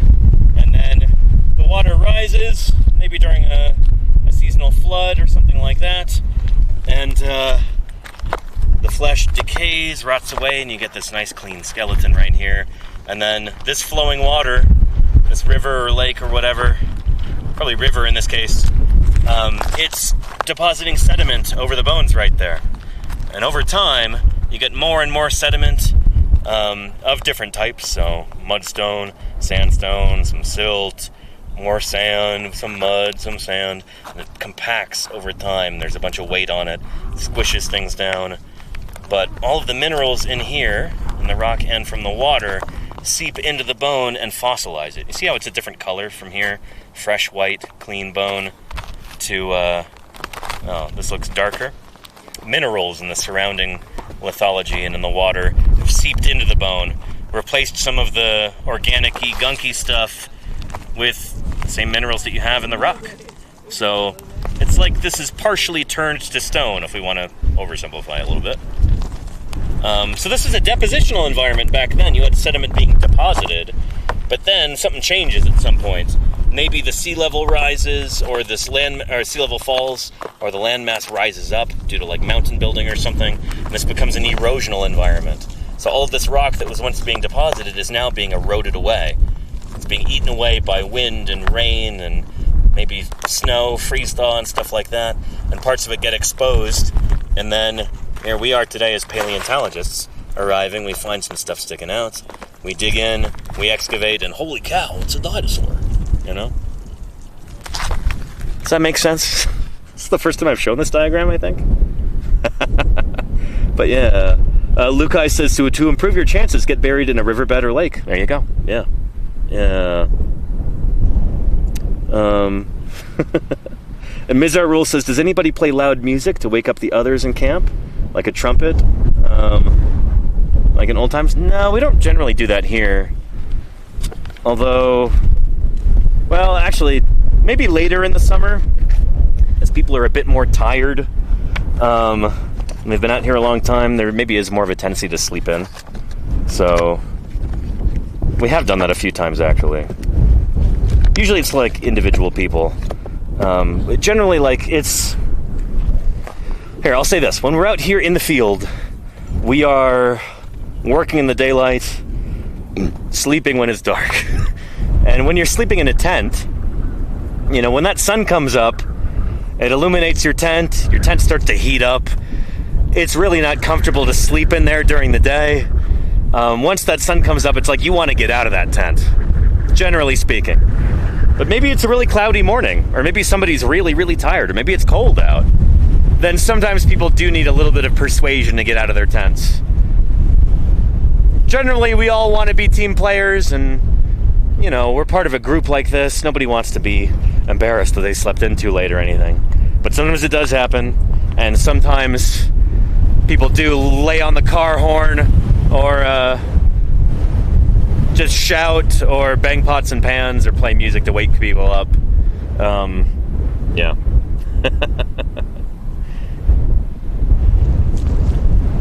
But yeah, a few years ago, we did have that, and Luke had a favorite song to play through a Bluetooth speaker, a song about waking up, but I can't repeat the lyrics. There's definitely some cuss words in it. Oh, and who is this? Well, hello. Plonky and Raiders. How are you all doing? Welcome to Paleontologizing. It's good to have you here. Welcome to Western Wyoming. We're out here digging up dinosaurs, and I'm glad you could join us. Let me know if you've got any questions. Yeah, we're here for dinos. You're in the right place, Poland FM. Yes.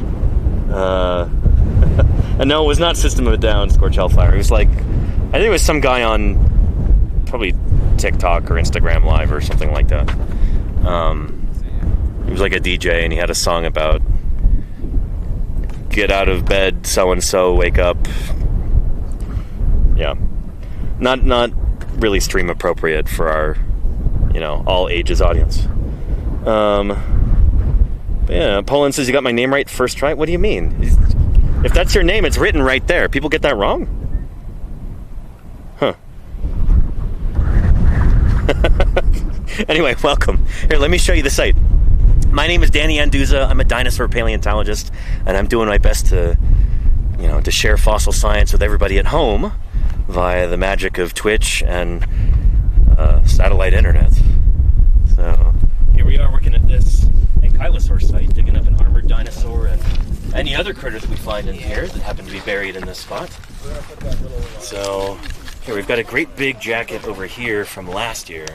You can see there's a whole bunch of Ankylosaur bones in that big, there's a big plaster burlap jacket. We call this a field jacket, and this is essentially a big protective cocoon that we build around the fossil bones in order to protect them. We dug this up last year and flipped it over, but it was way too heavy to move, and we ran out of time last year, so it's been here over the winter, and it's still here. We're going to be carving away at that, removing a lot of the excess rock, making it more lightweight so we can actually lift it up and bring it back to the laboratory. But yeah, there will be more stuff like that here. But for right now, most of the stuff that we got is pretty small. And Elena might have something over here, actually. A root. Oh, a root. Oh, okay. Yeah. Not yet. Not much here today. Yeah. We're close though. Nice. Well, I was digging here all morning and didn't find anything at all, so that's often how it goes, yeah. Yep, I would just keep doing what you're doing. But underneath these other plaster splodges, we've got other bones, some really exciting ones that are here, probably from a little meat-eating dinosaur. And, hey Edie, how are you doing? Yeah, you staying cool? Look at you. Yeah. And how are you doing, Doug? All right. Yeah. Nice. Check that out. Oh, what we got? A little turtle bone. That, a little limb bone from a turtle. That weren't just paleo bonded together very nicely. Very nice. That's a lovely little bone. Look at that. Very cool. Turtles. Yeah, there might be a few more pieces that go onto that. But these are the 3 I got glued together. Nice. Yeah. That is amazing. I do not know enough about freshwater turtles to tell you what kind that is, but yeah. Yeah, I know some of the shell is down there. I think it's a trinikin. Oh, okay, yeah. I know we've got trinikin material from over there. Yeah. But yeah, I don't know. Cool. Yeah, they were super diverse at this time. It's the soft shell turtles, and they've got this really cool shell texture. It's almost like reminds me of like a basketball. I have one. Oh, you have one there? Oh, you have a soft shell turtle? Oh, I think you meant like as a pet. No. Oh, lovely. Thank you, texture. Lauren. Look at that. Yeah, beautiful. So hopefully the light is catching properly. But yeah, it is almost kind of like the different species in genera have got all different textures, but they all kind of vaguely remind me of like a basketball or something. Yeah. But awesome. Well done. Nice. Thank you. Yeah. Super cool. Yeah, so again, not just dinosaurs here. We're trying to find every bit of every critter that lived in this environment.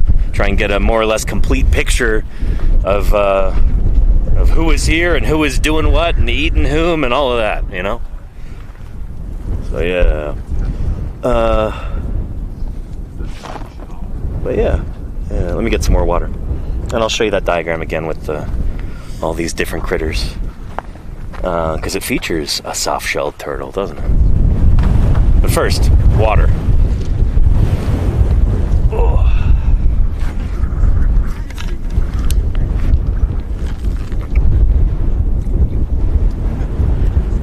That's it for water. Gonna refill that.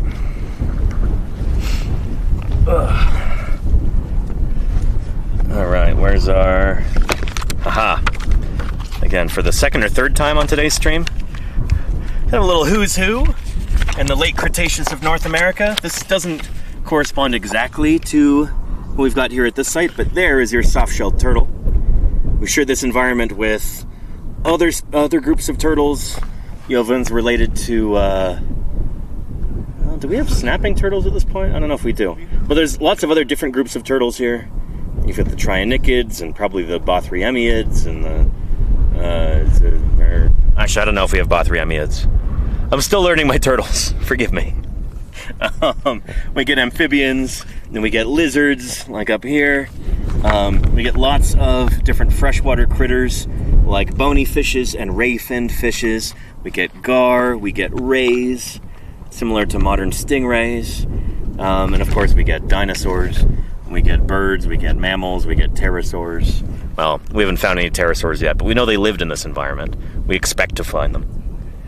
But yeah, kind of like a swampy environment like this. This represents the kind of environment that we're excavating right now.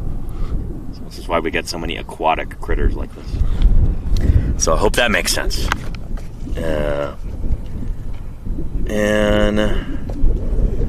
And Dr. Tiny Ginger says, how do digs usually get organized? That's a great question. It depends on, like, what is the institution organizing it. But in our case, our whole overall project, this endeavor is called the Central Laramidia Project. And Ethan Cowgill is leader on this. This is his baby. He's from down in Salt Lake City, Utah. And a few years ago, actually I think it was around 2020, he and some of his friends and family, when he corralled them convinced them to come up here to Wyoming and look around in some spots that he thought would be promising. And so it just started off as like a friends and family thing. Ethan was, the expert. And this is back when he was an undergrad. I think he was like a freshman in college. And intensely interested in paleontology and dinosaurs in particular. And he's like, I want to start my own field program. So he did. He came up here with some friends and family. They just kind of walked around, hiked, explored on public land, started finding fossils. Ethan taught them how to do that, and they started finding stuff all over the place. And so they kept coming back. He started to get more friends in on this. And then 2022, I met Ethan at another dig site. He was working with the Utah Geological Survey at the time. And I was working with him in a quarry with the Utah Geological Survey. He's telling me all about work up here in Wyoming. And I said, that sounds really cool. He goes, would you like to join us? I said, yes. So we were continuously growing the crew over the years, accepting more volunteers, connecting with other paleontologists and bringing them on board, raising money and gathering supplies. And this is now ballooned to the point where we are maybe, I don't know this for sure, but we might be the largest dinosaur dig crew on the planet right now. I think we have about 20 or 30 people in camp at the moment. Like, when we go back to camp tonight, there's going to be 20 or 30 people there. We're working 4 different sites simultaneously right now. And I think at one point during the summer, we might have as many as like 45 people in camp. So it is really ballooned. It's really taken off, and we are finding incredible stuff. We're doing really cool science. And it's all pretty much funded by people who are interested in this and want to contribute. I don't know if we have much grant funding at all. In fact, I don't know if we have any at the moment. I'll have to talk to Ethan about that. When he comes back later, we'll get the skinny on that. But members of this community, Paleontologizing, have contributed all kinds of supplies and an impressive amount of funding to our work out here. I'm very proud of that I was able to help contribute through all of you generous folks. So, yeah, we're doing some cool stuff, Not to brag, but we're doing some pretty cool stuff. Yeah. And Caber Bonfire says there's probably some big camps in China. There might be, actually. Yeah, come to think of it. But, yeah. And Call Me Ollie says, is it true that some dinosaurs and some plants survived after the asteroid impact? Absolutely, yeah. So, contrary to what people might assume, when that asteroid hit the Earth 66 million years ago in the Gulf of Mexico, this is a giant space rock the size of San Francisco that slammed into the Earth, threw up a tremendous amount of dust, caused global wildfires, tsunamis, probably acid rain, like molten rock falling from the sky, just an apocalypse, Not all the dinosaurs died out. Some survived. Birds survived. Birds are living dinosaurs. They're the only dinosaurs that survived that horrific extinction event that wiped out like 80% of all species on Earth. Something like that. Birds, at least a few species of birds survived. It also killed most of the bird species too at the time. But a few lucky bird species managed to make it through, and they have since diversified into the over 9,000 species of bird that we have on Earth today. Mammals also nearly went extinct. But our ancestors, a few placental mammals, a few marsupials, and maybe a couple of monotremes managed to squeak through, and now mammals are everywhere. So it's interesting that like one freak event, that space rock that just happened to be in the wrong place at the wrong time, it changed the course of evolution on our planet. It's remarkable when you think about it. A bunch of plant species went extinct when that asteroid hit too. I don't know what the percentage is there. I want to say it's like 60% of all the plant species on Earth, which is nuts when you think about it. When a species goes extinct, that means that, like, every individual has died. That's bonkers. Like, that's wild to think about. And it's like, for more than half of plant species, if I remember correctly, that's what happened. Every single individual died out. Bonkers, you know? But yeah. And Call Me Ollie says, how did birds survive? Again, only a few species did, and to make a long story short, it seems like the only bird species that survived were the ones that didn't have teeth, because a lot of bird species had teeth back then. And the birds that didn't have teeth tended to eat things like seeds, and in a post-apocalyptic landscape, I guess you can find some seeds here and there, and so they managed to survive. There may have been some bird species that also lived in burrows. That may have been a factor as well. If you're like living in trees and forests, you're probably a goner, you know? Especially if you eat fruit or leaves or other little critters. Well, when all the other little critters are dead, what are you going to eat, you know? So yeah. Anywho. And don't forget the bugs. There is also a ton of insect species and other arthropods that went extinct at the time, too. So, like, a lot of the bug-eating birds also probably died out. Yeah. And Archigod says, I watched YouTube videos saying that some non-avian dinosaurs survived up to 100,000 years after the asteroid impact. I don't know where they're getting that. I don't... Maybe it's possible, but I don't think we have any evidence of that. So I don't know. Yeah.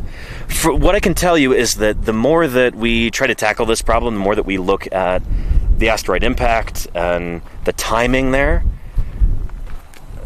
it's like, as the years go by, it seems like the time frame shrinks and shrinks and shrinks. Back before anybody realized that an asteroid had hit, like, we as scientists studying this, before the asteroid impact hypothesis was put forward and started gathering evidence for that, it was kind of assumed like, oh, dinosaurs probably just gradually died out. Over millions of years, they probably just became less and less common, and then eventually they just kind of no more left. But the more that we study this, the better dates that we have for the rocks and the better sense of timing that we have for it, it seems more and more and more like it was nearly instantaneous, you know? Asteroid impact, and then bam, within the blink of a geological eye, the world has changed. The dinosaurs are no more, except for a couple of bird species, maybe a few bird species.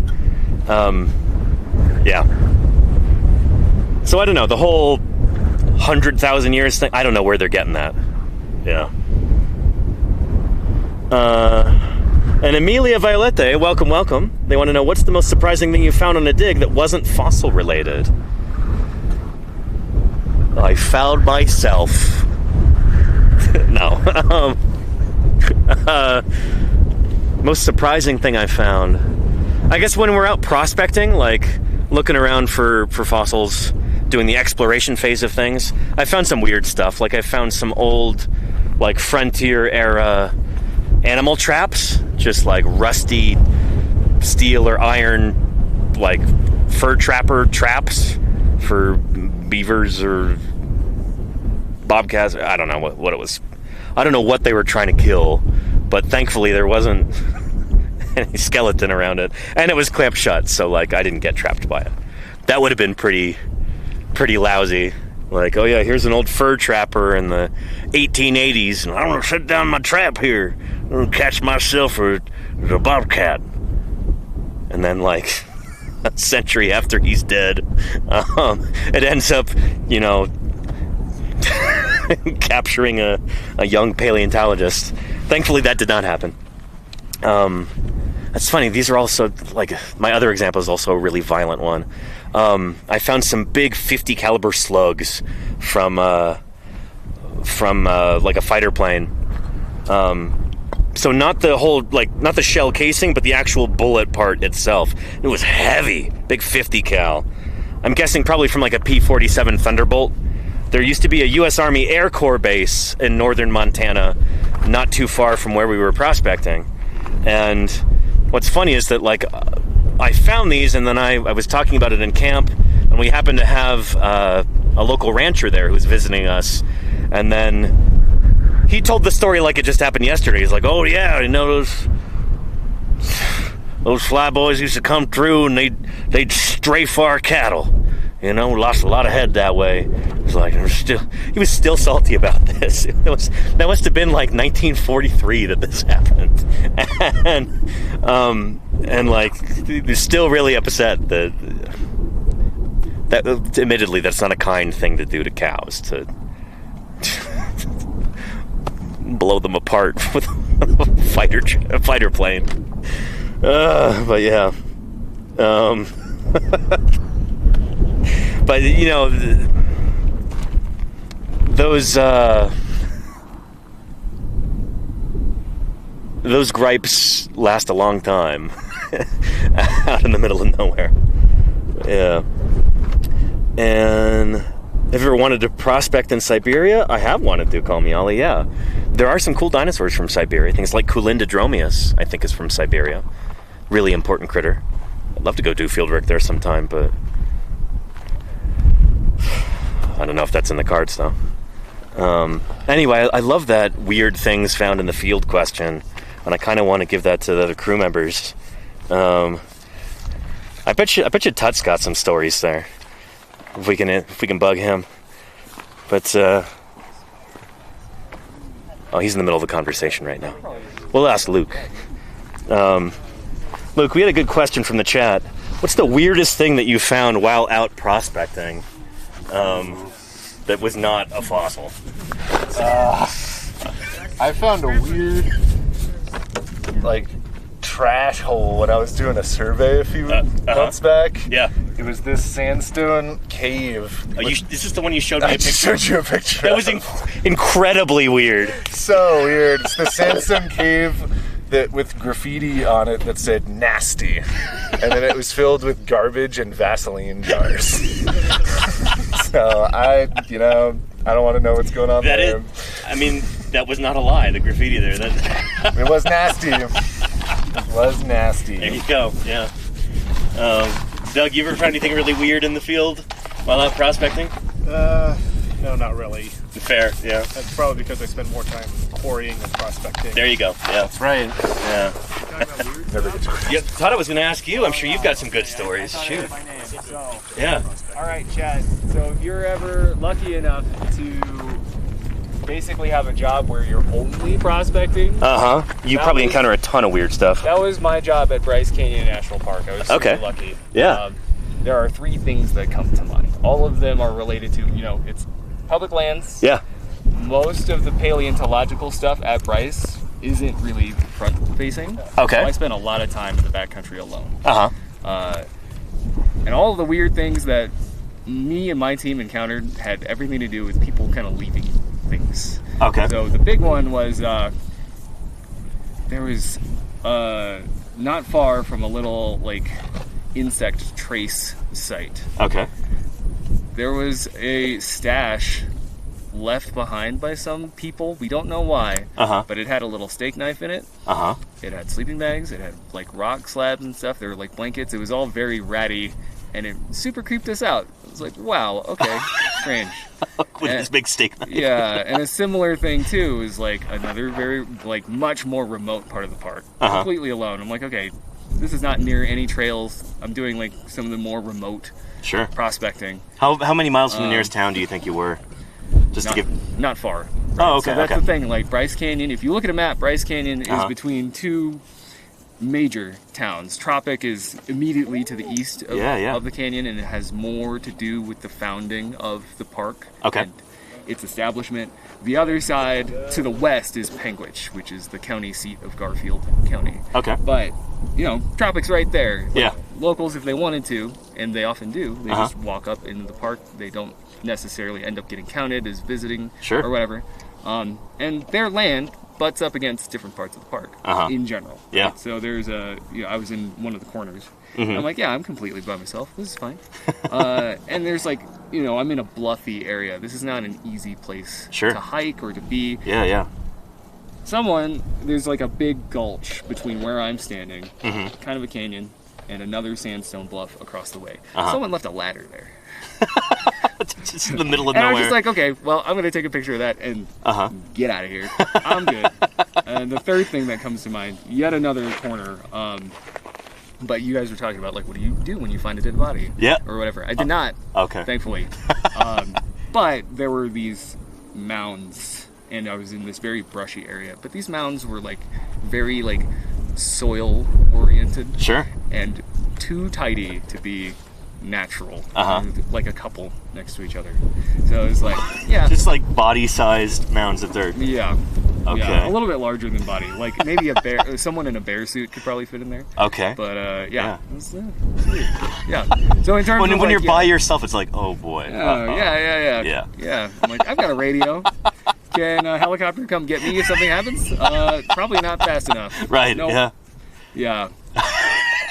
Yeah. That's great. So that's the stuff you could maybe expect to find. But especially in places like that where you've got 2.5 million people going through that actually do get counted by the park's stats. You can, people do weird things in the world. Cool. Thanks, Todd. Yeah.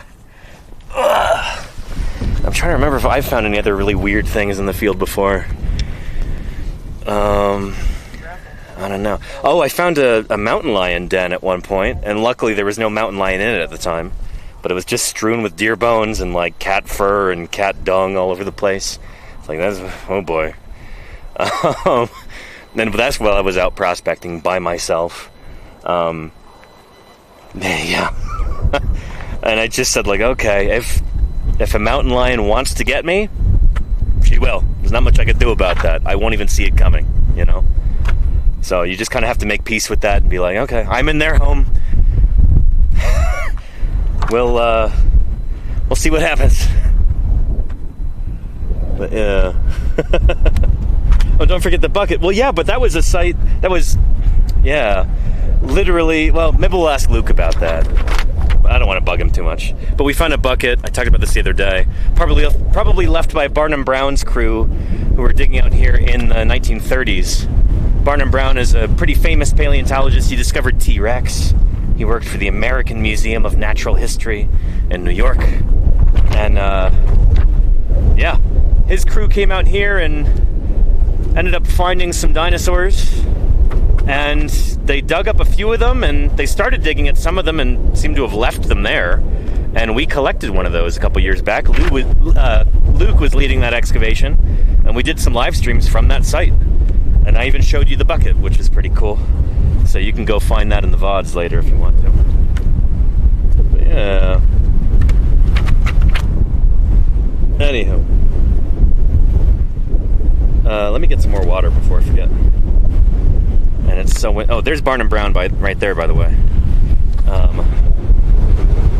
Yeah. So, really well-known paleontologist, Barnum Brown. And he was here back in the 30s. Ended up finding some dinosaurs, never named any of them. Never really studied any of them. They've been pretty neglected. And some of them seem to have been lost. That used to happen sometimes back in the day, you know? When you're out here in the 20s or 30s and you end up finding some dinosaurs, you excavate them, then you have to send them on a train back to the East Coast, and stuff gets lost in transit. Stuff did get lost in transit. It happened. So we think that's where some of Barnum Brown's dinosaurs went, as they disappeared. So, yeah, you never want that to happen. After you risk life and limb to excavate a dinosaur skeleton, you shed blood, sweat, and tears getting it out of the ground, and then it gets lost in the mail, essentially. Yeah. And hang on. Ephraim Tour says, hello, Danny and Claire. It's Mark Ostrom. Hey, thank you. Mark, for saying hello. Welcome. Here, let me tell the crew.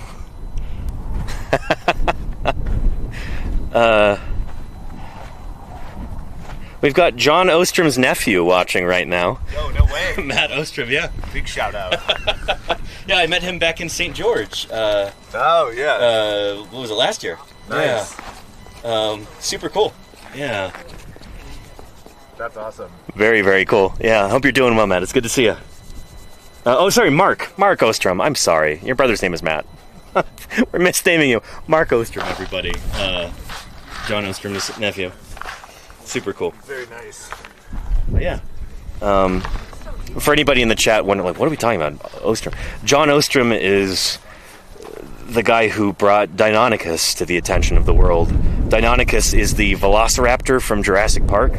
That's not Velociraptor, it's actually Deinonychus, and it's a dinosaur that helped change the way that we think about dinosaurs. It kind of changed dinosaur paleontology. It was proof that for many dinosaurs, they were not slow-moving, big, sluggish, dim-witted, antisocial, dull, green, cold-blooded animals. Deinonychus showed that many dinosaurs were active, fast-moving, dynamic, intelligent, maybe social, probably warm-blooded, and extraordinarily bird-like animals. And yeah, John Ostrom publishing Deinonychus back in 1969, it was a huge deal, and that, in many ways, kind of, to make it relevant to you in chat, directly led to the Jurassic Park series. Again, the Velociraptor in Jurassic Park is Deinonychus. And these new ideas that John Ostrom and his students and other paleontologists were developing at the time, those helped make dinosaurs popular in a way that they weren't before.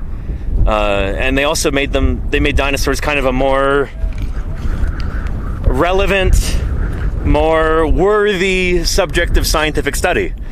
So we're still benefiting from that work that John Ostrom did back then today. And we owe him a big debt of gratitude, and his nephew is there in the chat right now, so pretty cool. Thank you, Mark, for saying hello. Good stuff. Yeah, let me go fill up my water before I forget.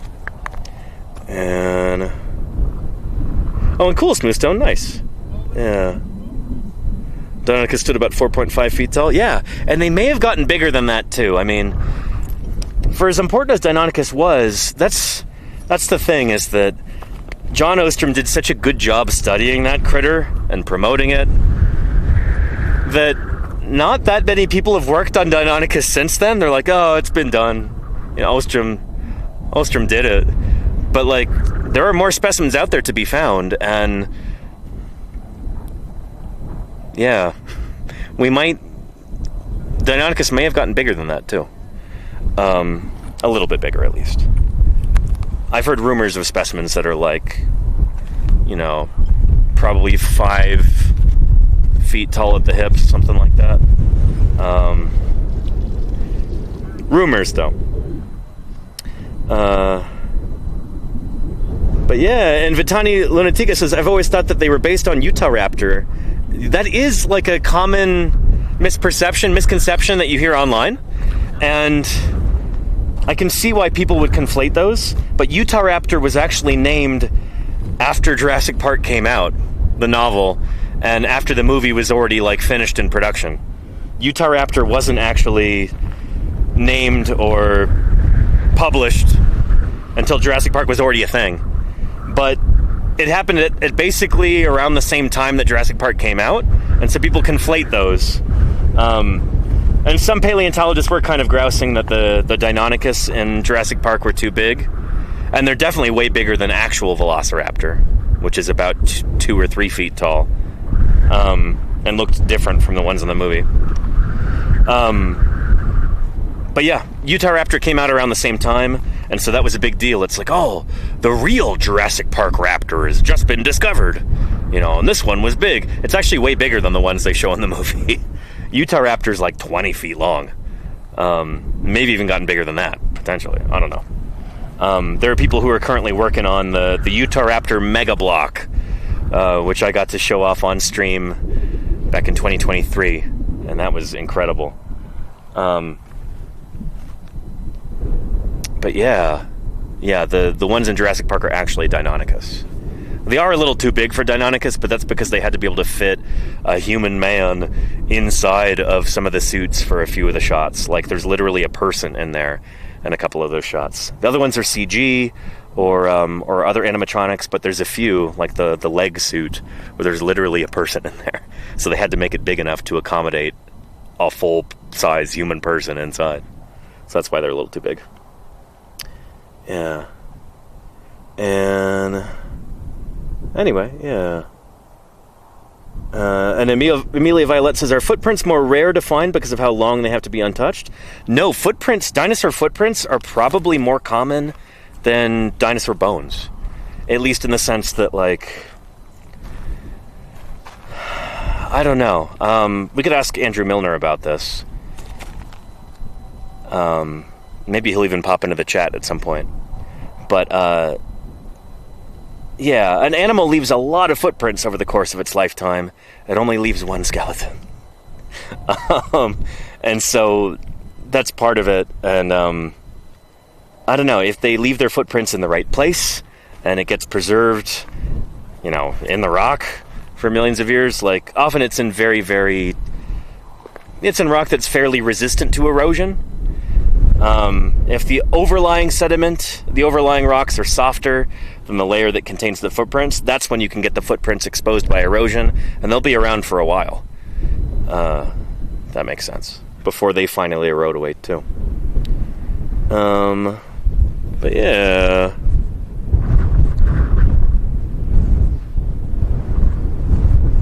And let's see.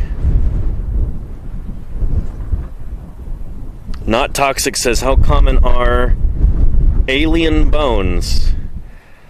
Not common, I don't think. But yeah.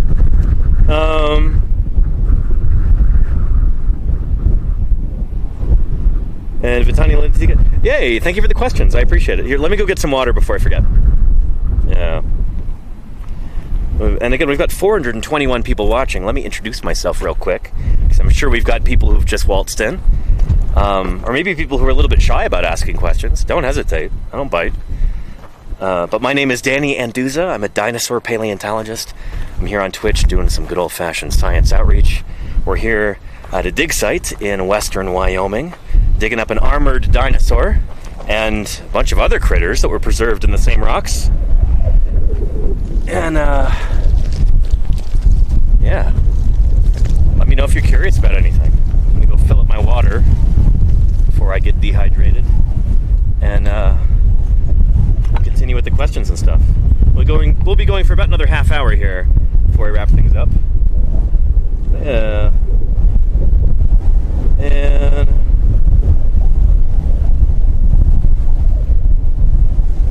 let's see. And welcome, Heiki. It's good to have you here. I'm really glad we've got that wind weasel on the mic right now, because otherwise this would be unlistenable. So, glad we've got that.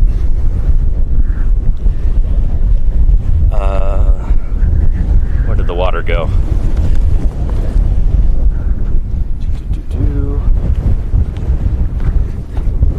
It's over here. And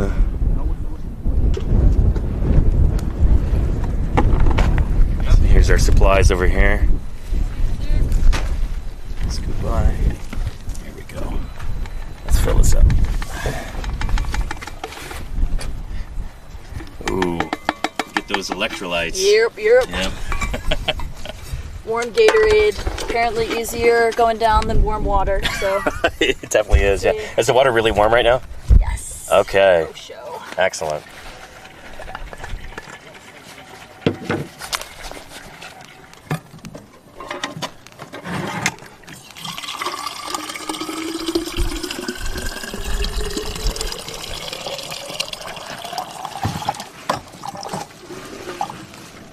There we are.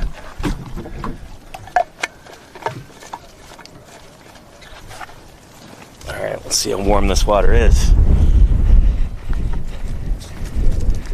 Better be pretty warm or I'm going to be disappointed. Let's see.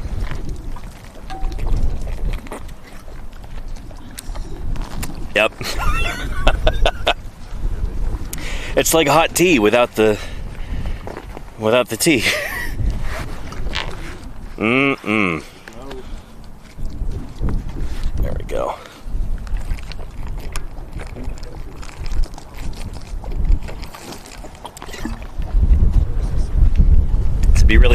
cold day. Too bad it's not a cold day.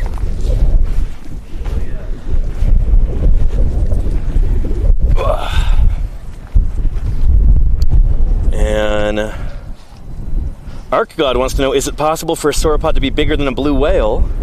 They were the biggest sauropods. Yeah. I mean, they were longer and taller and heavier. Whales don't really weigh anything. They live in the water. They're weightless, you know, essentially. You put them on land and it doesn't work out well for... I don't recommend that. In fact, don't put them on land. That would not be a good time for the whale or for you. So, I don't know. For most intents and purposes, I would say the biggest sauropods are bigger than the biggest whales. And they were certainly a whole lot longer, too. The world record for a blue whale is something like 98 feet, I think. You sometimes hear 113 feet, and I think that's been debunked. I don't think there's any reliable records of whales, any blue whales, topping like 98 feet, something like that. So we're talking what, like 30 meters? Yeah, I don't think so.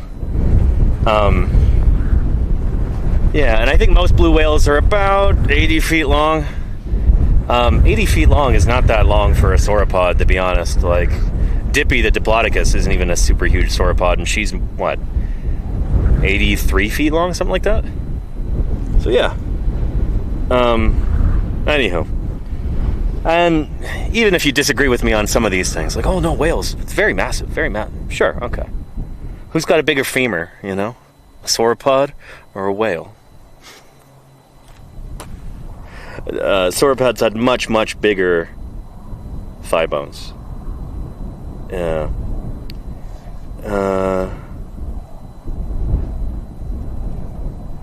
Why are people talking about the wind weasel? What's going on?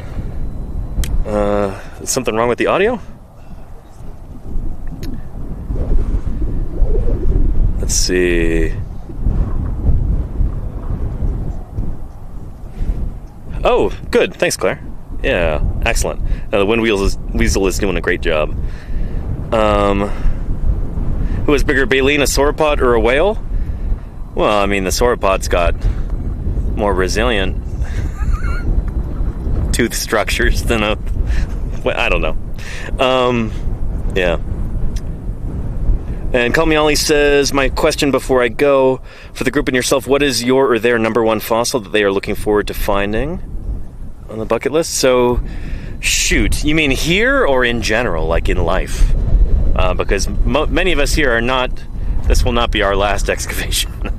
I'll be going to at least 2 other field regions this summer. But yeah, what would I like to find around here? I don't think I'm going to do any prospecting this year, so it would have to be during the course of an excavation. But give me a leptoceratopsid dinosaur, like Leptoceratops or Montanoceratops. That would be really cool. And if you find evidence of burrowing on it, like even cool. Well, we wouldn't find that at one of these sites. But yeah, give me some lepto bones. That would be neat. Yeah.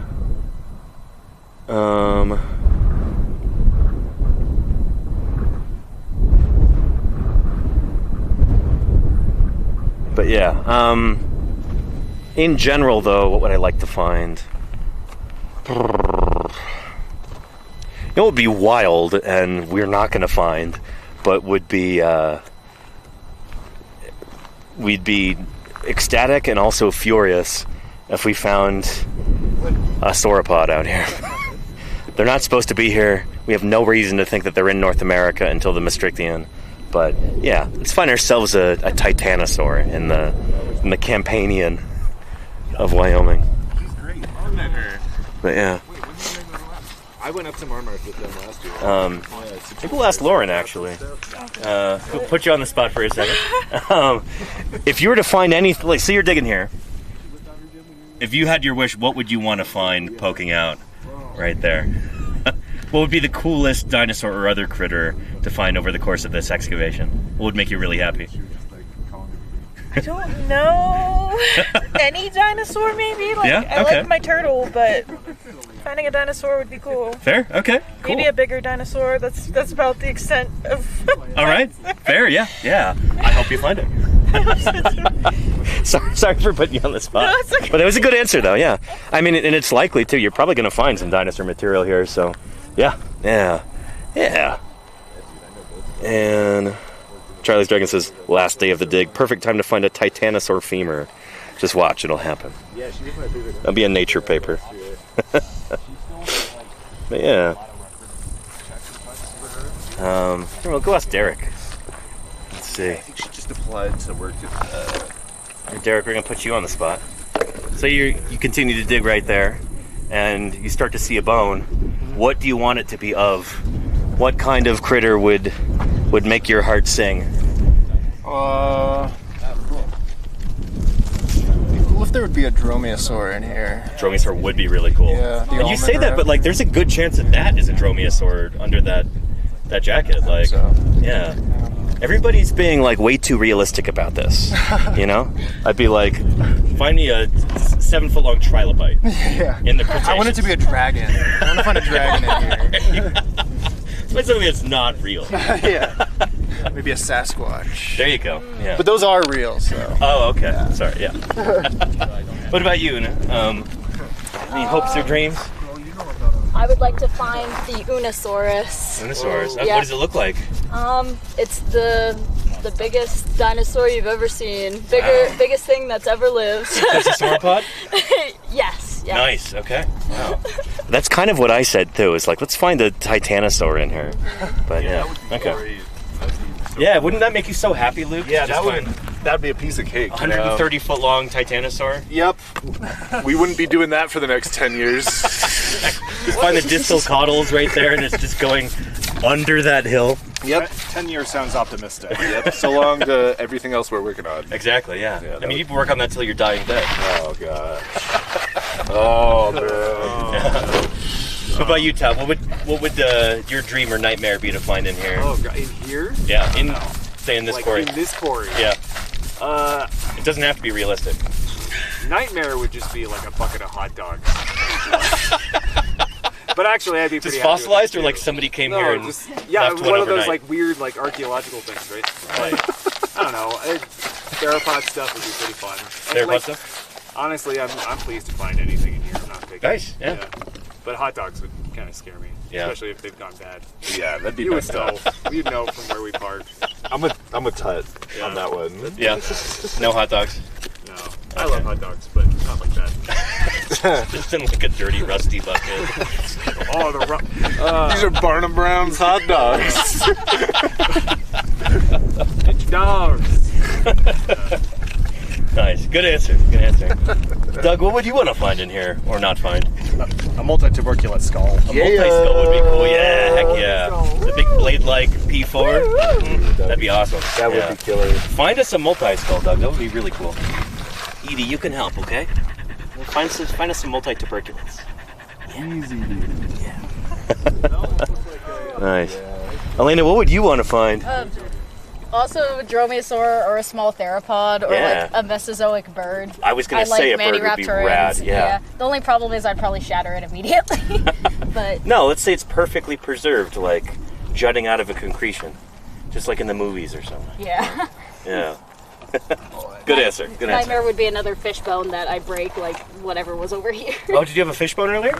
I don't know. It was either like a really thin bone or like just another root. Yeah. But either way, It's tricky sometimes, yeah. Yeah, let's put Tyler on the spot. Tyler, if you're digging over here and then a bone starts to poke out, what would you want it to be? Can be unrealistic. Yeah. Definitely like an iguanodon or an Archaeopteryx. Those two are like my favorites. So Okay, cool, yeah. gotta get something weird. That would be really cool to have It'd be like a fun, late though. surviving iguanodontian in here. Yeah. Yeah. That'd be really cool. Nice, cool. And yeah, fossil bird would be nuts too. That would be really, really cool. Yeah, I think that would be really exciting. Yeah. Let's hope all our dreams come true. Timna, what would you want to find if you're Triceratops. a Triceratops? We would potentially find like the ancestor of Triceratops in here, yeah. So that would be pretty darn cool. Yeah. Yeah. Nice. Yeah. Yeah. Good answers all around. Yeah. Excellent. And Kaizor says, I would like to find Dinokairos and get yourself to the Gobi Desert and join a field crew there. That's where they're at. Yeah. And Cheeky Goose says, what about a dinosaur that hasn't been discovered yet? Nah, we already have that here, you know? Yeah, it's right there. We've already got like 5 of those. I know, we're kind of tired of them at this point. Brand new dinosaurs, like, I don't know, you know?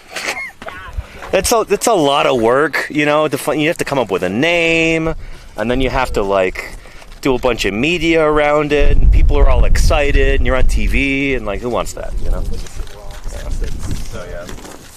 Oceanic expeditions 100 years ago. And Puggo Wuggo says the Tyrannosaurus ancestor would be mad funny. I mean, it's not unlikely. Here, I'll talk about that for a minute, because that is an ongoing debate among Tyrannosaur workers, is where did Tyrannosaurus come from? Did it evolve here in North America from a North American Tyrannosaur, something like Daspletosaurus? Or is T-Rex basically somebody who walked across the land bridge from Asia? Did the ancestors of Tyrannosaurus come across that land bridge up from, like, Mongolia, up through Russia and across the land bridge down through Alaska, and then into, you know, Montana and Wyoming and the other places we find Tyrannosaurus? It's an ongoing debate among Tyrannosaur workers. There's a very similar Tyrannosaur from Mongolia called Tarbosaurus, and some people have posited that as the potential ancestor of T-Rex. There's also Zhusheng Tyrannus from China. That's been floated as a possible T-Rex ancestor. But the thing is, we also have Tyrannosaurs here in North America before Tyrannosaurus shows up, before it evolves. We have Daspletosaurus and Gorgosaurus and Albertosaurus. And the leading contender for Tyrannosaurus ancestors here in North America is Daspletosaurus. So is Tyrannosaurus an American original, or is it an Asian immigrant? We don't know. It'll be interesting to talk to Denver Fowler about that later in the summer, because he's got an interesting viewpoint on it. And, I think he's still of the opinion that Tyrannosaurus probably evolved from a North American ancestor, maybe Daspletosaurus. But not everybody agrees. But if Denver is right, and if Tyrannosaurus does have a North American origin, there's a decent chance we will find the direct ancestor of T-Rex right here in Wyoming. When Logan comes out to prospect in a couple of weeks, and when he's driving around that rental vehicle that we raised funds for here on Paleontologizing, thank you to everybody who contributed to that, he very well could find the ancestor of T-Rex here. These rocks are of the right age, and they're potentially in the right place to house the ancestor of T-Rex. We don't know. And again, I don't want to be like, oh, T-Rex, it's the most important dinosaur. Like, people in the chat get really excited about Tyrannosaurs, and I understand that. And they're big, cool animals. I'm also very interested in the ancestry of the other dinosaurs that we get at the very end of the Cretaceous. Triceratops and Edmontosaurus, Pachycephalosaurus and Thescelosaurus, and Leptoceratops. What do their ancestors look like? We might well have them right here in these rocks in western Wyoming. I want to find them too.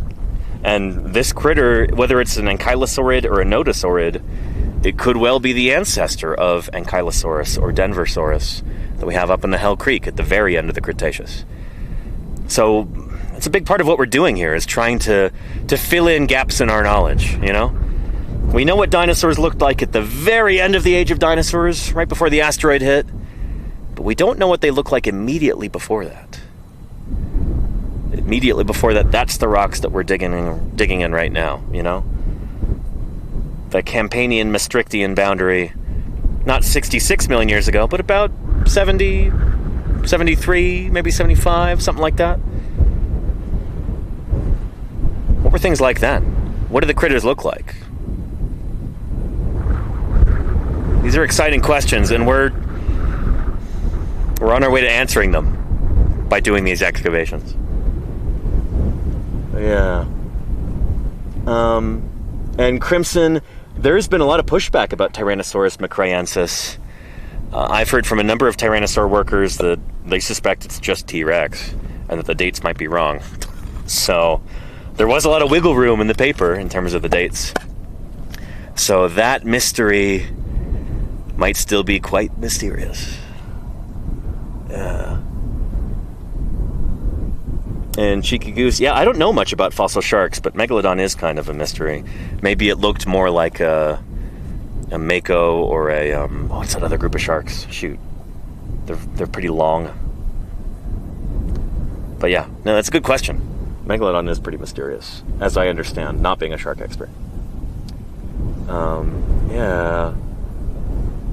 And Crimson says, are there hypotheses that suggest club-tailed ankylosaurs, like the ancestors of Euplacephalus and Ankylosaurus, may have come from Asia too? Yeah, I mean, we have a lot of club-tailed ankylosaurs from Asia. You have things like Cychania and Pinacosaurus and Talarurus. Did I say that right? Talarurus? Shamasaurus, I think. There's a few others. That group may well have originated in Asia and then come across the land bridge into North America. Jim would be the person to ask about that. Yeah. And Chaotic Time Traveler, how are you doing? Good to see you. Hope you and Luffy are doing well. And Puggo Wuggo asks, are there any Asian Tyrannosaurians from 80 million years ago? Great question. Ethan would be the guy to ask about that. He knows a lot more about Tyrannosaurs than I do. I'm not sure if we have solid dates on, like, Zhusheng Tyrannus. I don't know. Somebody can look it up in the chat. But yeah. I don't know if a gap exists there or if we already have Tyrannosaurines from that time and that place. And Crimson says, didn't the time frame of Tarbosaurus get pushed forward? It got pushed forward, I think, into the Maastrichtian, so it got pushed later in time, so that might complicate the story there, yeah. But maybe Tarbosaurus and Tyrannosaurus evolved from the same ancestor in Asia. I think that's kind of that's an argument that a lot of Tyrannosaur workers are making right now. And Jim says, new dates presented at this month's Rocky Mountain GSA seem to substantiate the older late Campanian age for the McRae. Interesting, Jim. I didn't know that. That is exciting. Fresh news. Very cool. Also, Tyrannosaurus macraensis. Yeah, might well be a thing. Interesting. Yeah. This is why it's so cool to have experts in the chat, you know? Yeah. And Big Mo 9 says, were there any prehistoric octopuses? There were, but I think they go back to... I think they only go back to, like, the Jurassic or something. And I don't know a lot about them. I'm not a mollusk expert. What's the name for a... Is it malacologist? For a mollusk scientist? Is that malacology? Study of mollusks? I'm not a malacologist. But yeah, I don't think octopuses tend to fossilize very well. I think most of their fossils are just their hard chitinous parts like beaks. So I don't think they have a great fossil record. But, yeah. Anywho. Yeah. And Puggo Wuggo says, what if Tarbo and T-Rex... Yeah, so that is the other hypothesis, is that Tarbosaurus and Tyrannosaurus are not closely related. Again, I don't have a horse in that fight. I don't know a lot about this. I don't have a strong opinion. We'll ask Denver Fowler about that. See what his view is on this when we're up in Montana in a couple weeks. That'll be good. Yeah. And Jurassic octopi, for certain, out of a sepia-like... Interesting, Jim. I don't know. Sepia. That might be an autocorrect or something there. But yeah. Anyhow. And yeah, that was me stumbling on some rocks there, Claire. And Geeks Tour says, how long are you at this site? I might just be here for today. So I've been trying to bounce around to different sites a little bit more this year, because I showed you all of these sites last year, the Ankylosaur site here, the Ceratopsian site, Turtle Hill, the purple puzzle hadrosaur site. I'm trying to not do too much repetition this year. I'm trying not to do too much repetition this year. I'm going to be trying not to do like two sites, the same site 2 days in a row if I can help it. But a lot of that is dependent on how many people we have. Do we need like my skill set at a particular site? We might have to do some repeats, we'll see. But tomorrow I'll either be hopefully at the Ceratopsian site or maybe at Turtle Hill. Or maybe Purple Puzzle. I don't think I'll be back here tomorrow, but we shall see, you know? That's kind of the beautiful thing about live streams like this, is that they are improvised. And I don't necessarily where I'm going to be. I don't know where I'm going to be or what we're going to do. You kind of have to tune in and see, you know? Isn't that part of the appeal of a live broadcast? Yeah. And Landon History Buff, how are you doing? Hello, hello. Geek Store says, what's your longest stay at any one site this year? I will probably be at Doling's Bowl for the longest. I'll be there for, I think, about 3 weeks. End of July, beginning of August. Mid-July through the beginning of August. First week of August, something like that. So I'll be out in Utah working at the iguanodont bone bed. And I think that'll... Oh, we got a dust devil. Big old dust devil coming our way.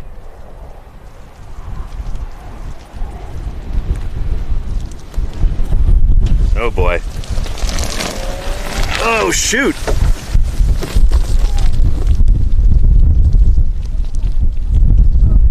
Everybody okay?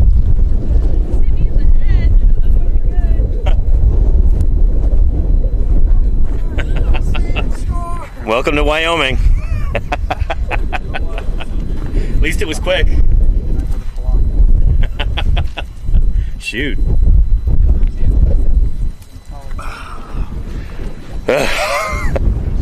Somebody get a clip of that?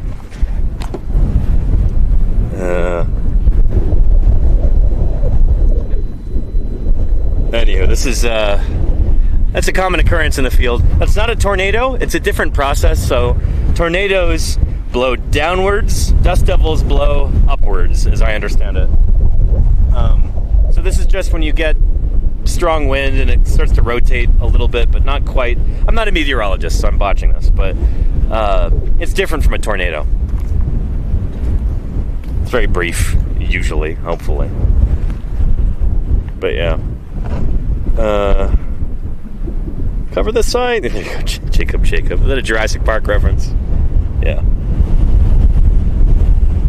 Anywho, the Mummy's Revenge. No, it's this sort of thing happens all the time out here, you know?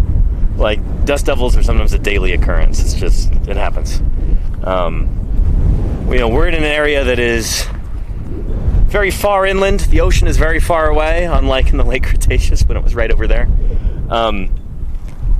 And so you get all kinds of crazy wind and temperature swings and stuff like that in the interior of the continent.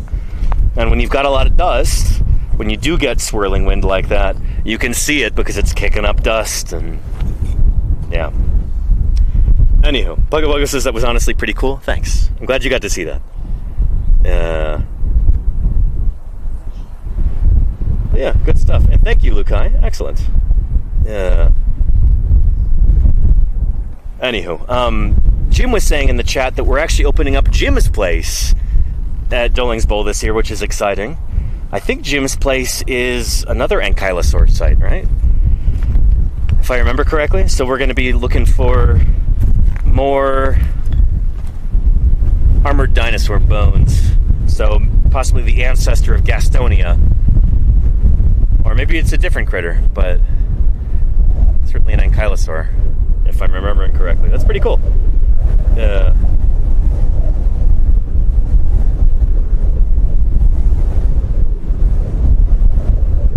And I'm glad we got a good clip. That's honestly something I need to be pushing more, is for people to make clips and then post them online, you know? I think what we're doing out here is pretty cool. I think a lot of folks would want to see this. Sure, we've got over 400 people in the chat right now, but I would wager that there's way more than 400 people who would love to see a live dinosaur dig. And so if any of you are there in the chat and you'd like to post one of those clips, or any of the clips that we do here, to various places online and tell people about these streams, I'd appreciate that, and that would help up our viewership, helps me make a living, and that helps benefit our science here too, because with a larger audience, we can raise more money for science, and we can spread this, well, we can embiggen this mission of science outreach and education. You know what I mean? So if anybody wants to post that anywhere, go for it. I'd be appreciative. Thank you for those of you who clipped that. Yeah. And Addicted to Capping says, what is the hardest species to find on one of these digs? You mean out of the things that we do find, what's the trickiest to spot? Or what's the trickiest to dig up? Or what's the rarest? There's a lot of different ways I could answer that question. I'll tell you some of the things that we know should have been living in this environment and we haven't found them yet. In terms of vertebrate animals who can fossilize, not talking about squishy inverts with no hard parts. No pterosaurs. I don't think we have a single scrap of any flying reptiles. Pterosaurs, aka pterodactyls. They tend to be pretty rare. They have very delicate, very thin bones. They don't tend to fossilize very well, and even if they are in a quarry like this, like, especially if some of the newer people are going to be digging through anything by mistake, like a pterosaur bone would be one wrong move with a dental pick and that thing's obliterated. So yeah, pterosaurs are up there. Birds, for similar reasons. Small, hollow bones. Yeah. And likewise for any kind of small critter like that. Little lizards, mammals, amphibians, like salamanders, things like that. Yeah. But just in terms of rarity and delicateness, kind of weighed with their importance, I would say birds and pterosaurs. Those are tricky. Holy cow. We'd be extremely lucky to find any bit of bird or pterosaur here. Or mammal, frankly. But yeah, Charlie's Dragon, yep. Yep. And Landon History Buff says, as a child, T-Rex was my favorite. Now, after seeing what ankylosaurs are, I think they're my favorite. Neat. And that's the cool thing, is T-Rex is one species, Tyrannosaurus rex. And there's a whole family of tyrannosaurs, other relatives. With ankylosaurs, though, there's more of them. There's way more. There's so many different species and genera of ankylosaur. They go way back to the Jurassic, and they survive until the end of the Cretaceous. I don't know how many different species of ankylosaur have been described, but it's probably close to 100, I would imagine. There's a lot of them. So if you're going to find a particular favorite ankylosaur species, you got a lot to choose from. They're a very cool group. Before I wrap up here, let's go walk around the quarry a little bit, and I'll show you where our new ankylosaur is hiding. Again, we've got every reason to suspect that this is probably a new species of ankylosaur here, and we're pretty excited about that. So, we were started in earnest the excavation on this site last year, pulled a bunch of bones out. They are now safely back in the lab, but there are many more here that are still awaiting extraction, and many more here that we still have yet to find encased in the rock. So let's take a look.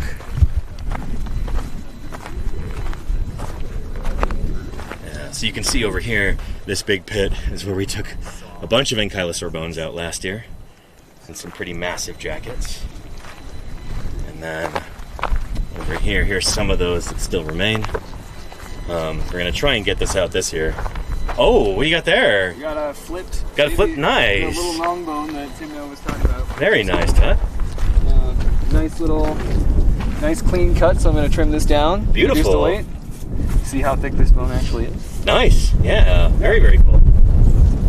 Man, it's wonderful to see progress being made at a site like this. Just flipping jackets and taking things out. We can take that back to camp today. Maybe if I close it up. Nice. Yeah. Yeah. Very nice. All right. So you can see the jackets vary inside. There's a little Tut made a little Gypsona jacket. Oops.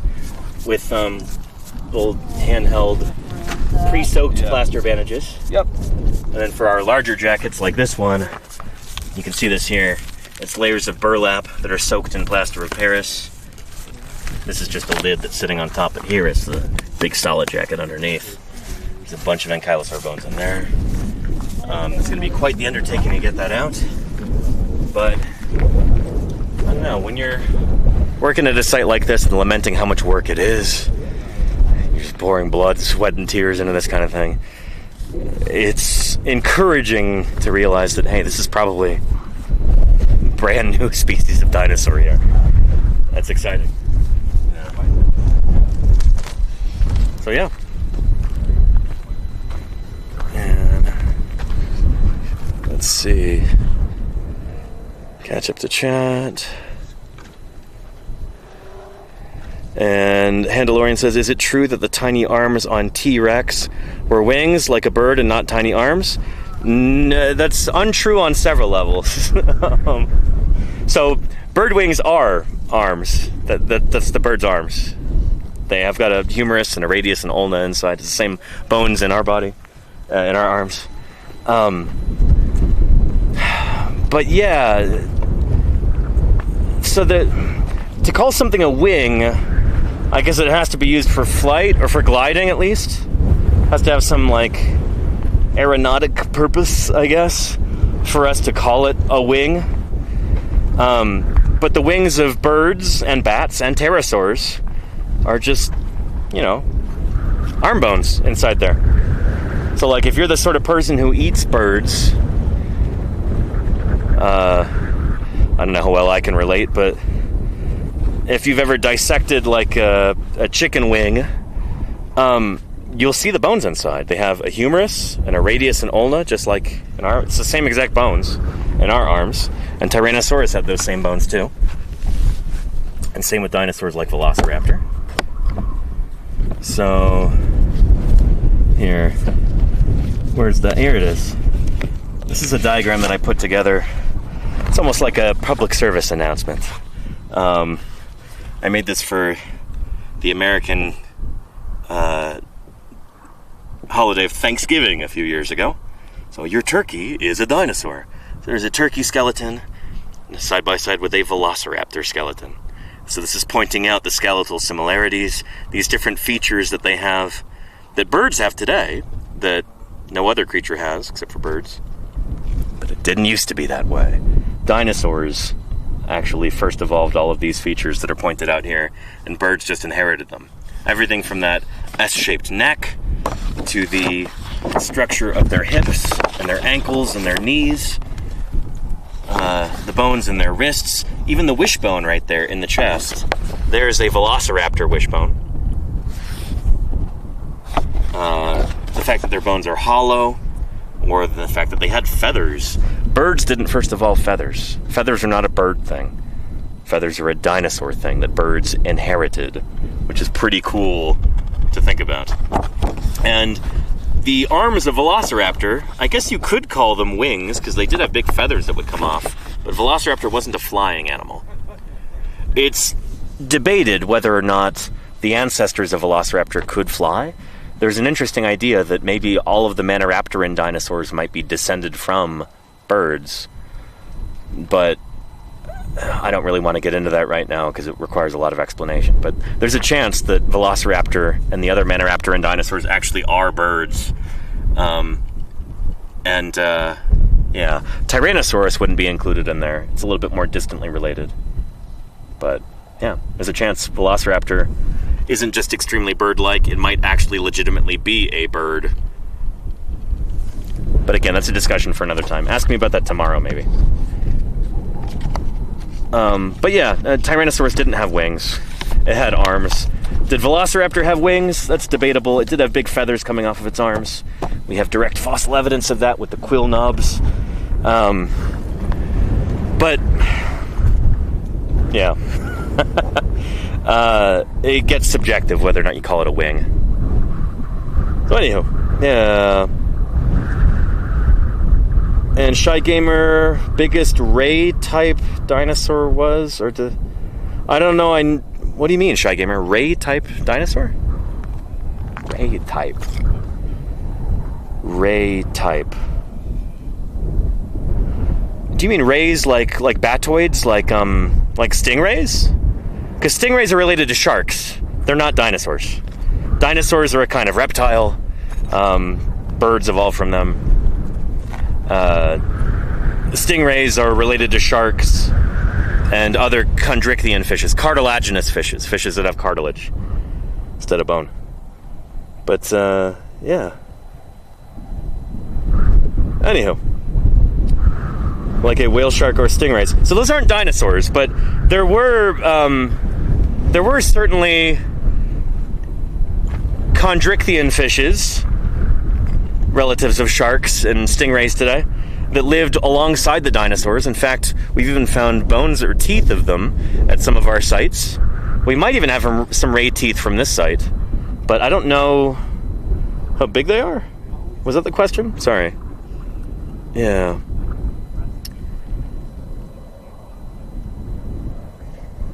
Geeks Tour says, is there a dig site you don't have access to that you're following closely, internationally maybe? No, actually. That's the thing, is that this kind of access, like a live stream from a dinosaur dig like this is not common, you know? If anybody else is doing this in the world right now, it's like maybe one or two other crews, I think. This is pretty darn special, and I want to really emphasize that. Like, when we can come here and live stream from a dinosaur dig site, multiple dinosaur dig sites, I want everybody at home to maybe feel a little bit special that you get to see this, because this is not common, you know? Normally when paleontologists are working at a site like this, they don't have somebody walking around documenting it for the public. It's the sort of thing where it might be kept under wraps because there's maybe a bunch of different reasons. And also, they just don't really have the wherewithal to focus on doing a bunch of outreach from the field. So this is pretty special what we've got here, you know? Like, this is not a commonplace sort of deal. That, and I have so many of my other things to focus on that it's kind of hard to really focus on what people are doing on other crews around the world. Even if that information is available, which it usually isn't. So yeah. Anyhow. Yeah. And do I know about forest rakids, about terror-birds? Of course, cheeky goose, yeah. Yeah. I don't study forest rakids, but we've done some streams about them before. And I've got some 3D printed parts of forest rakids back in the office. Like a big Endolgolornis skull. So yeah, we've talked about forest rakids a fair bit. Yeah. Anyhow, just found out about them recently. They are really cool. Yeah, they're kind of the revenge of the theropods in a way. You know, birds evolving to be at least conceptually similar to like a big, big mean non-avian theropod dinosaur. Yeah. And Jacob says, when you leave for the day, do you take any steps to protect the site? Yeah, so we will, some of these things, well, we'll tarp over the entire site. So if it rains, this won't turn into a big lake, or at least it won't be too muddy. We also cover up stuff. We take a lot of our tools and stuff. We take our tools with us so that nobody decides to steal them. All kinds of stuff like that, you know? But at the same time, you know, we're not too worried about anybody messing with this. This is our second year doing this, and, you know, it's not a huge concern. At least to the extent that there's not much we could do about it, you know? But if there's any really important fossils, we're not going to leave them at the site for longer than we have to. And, there's nothing here worth stealing anyway. If somebody were to mess with this site, it would be purely out of malice. And yeah, to anybody who would even think about messing with a dinosaur site like this on public land, such malfeasance would come with a terrible curse. And that you're breaking federal law and you could go to prison. Like, it's not worth it. Just for the sake of what? Just getting up to some mischief? So yeah. People, hopefully, are generally smarter than that. Or less malicious than that. So yeah. Is our camp far from the dig site? It is. Yes. Miles away. But yeah. Anyhow. Bugga says, where do you get the funds to travel? This is how I make my living, is streaming here on Twitch, and I'm volunteering here at the site. We're not getting paid. We don't have a budget to pay anybody. Like, that's all of the money gets poured directly into the fieldwork, directly into the science. So when you make a contribution to our group here, like 100% of that is being spent on this work. Yeah. But I literally make pretty much my entire living through Twitch. Like, nearly every penny I get comes from supporters of this work there in the chat. People who are subscribing or gifting subs or cheering with bits. Yeah. Or people who support me through Ko-Fi. It's a big deal too. And Twitch doesn't take a cut of that. So 100% of those funds go directly toward me and my efforts out here. So yeah. Hope that makes sense. Mizart Rule says, do you ever find petroglyphs? We don't find them, but there are some in this region that we've gone to visit in the evenings after. Sometimes we'll have like, hey, everybody, let's, we had a really good day today. Let's go pile into the vehicles and go drive out to some petroglyphs and have some pizza and hang out. We've done that a few times. There are some petroglyphs in this region. Yeah. So yeah. Bugs on my neck. And thank you, Void Between. It's nifty and awesome getting to see this out in the field. That's why I do this, Like, this is the best way that I know for doing science outreach, and I'm really grateful for the opportunity. It's a dream come true to be able to do this full time. Yeah. And Geeks Tour says, is paleontologizing getting more positive feedback from your peers? Yes, and there's hopefully more to come. I'm looking forward to doing a really cool collaboration with the Society of Vertebrate Paleontology this year. I've already done some of that, but I've got hopefully a big banner event we'll be doing this fall at the annual meeting, so we'll see. Yeah. And thank you, Tarle, with the bits. Appreciate that, Tara. Thank you. Yeah. Petroglyphs and pizza. I like that solar pod. Yeah. Anywho, good stuff. Well, it's after 5. I've got work to do here, and I've got to help with packing up and everything. So I think we'll go ahead and wrap this up. Yeah, thank you, everybody, for being here. Don't go away just yet. We're going to see if we can raid into somebody else doing some science here on Twitch right now. Again, don't go away. Let's see what our options are for raids. Via Sanctuary, Hoot House, Science Streams. Let's see. We raided into Reiko yesterday. Let's go say hello to Science Streams, shall we? Yes, excellent. Okay. Belinta's already on. Good. And raid Science Streams. This is some more top tier. Well, no, not some more. I don't mean to imply that what I'm doing is top tier. That would not be very humble of me. We're going to go see some real top tier science outreach over at Science Streams with Belent, who is a molecular and systems biologist. Works on everything from ants to DNA. We'll go see what he's up to.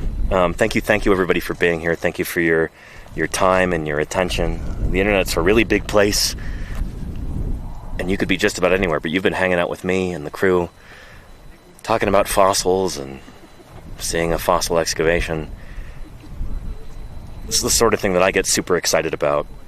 I'm so lucky to be here, and I feel really lucky to be able to share that with you. I'm really lucky that you've supported me to the point where I can do this full time, and I'm deeply grateful. So thank you, everybody. We'll be streaming again tomorrow, if the weather and logistics permit. I'm trying to stream every day that I'm out here. So I'll probably be at a different site. Tune in then to see where that is. And I will catch you all very soon, I hope. All right, take care, everybody. And bye-bye.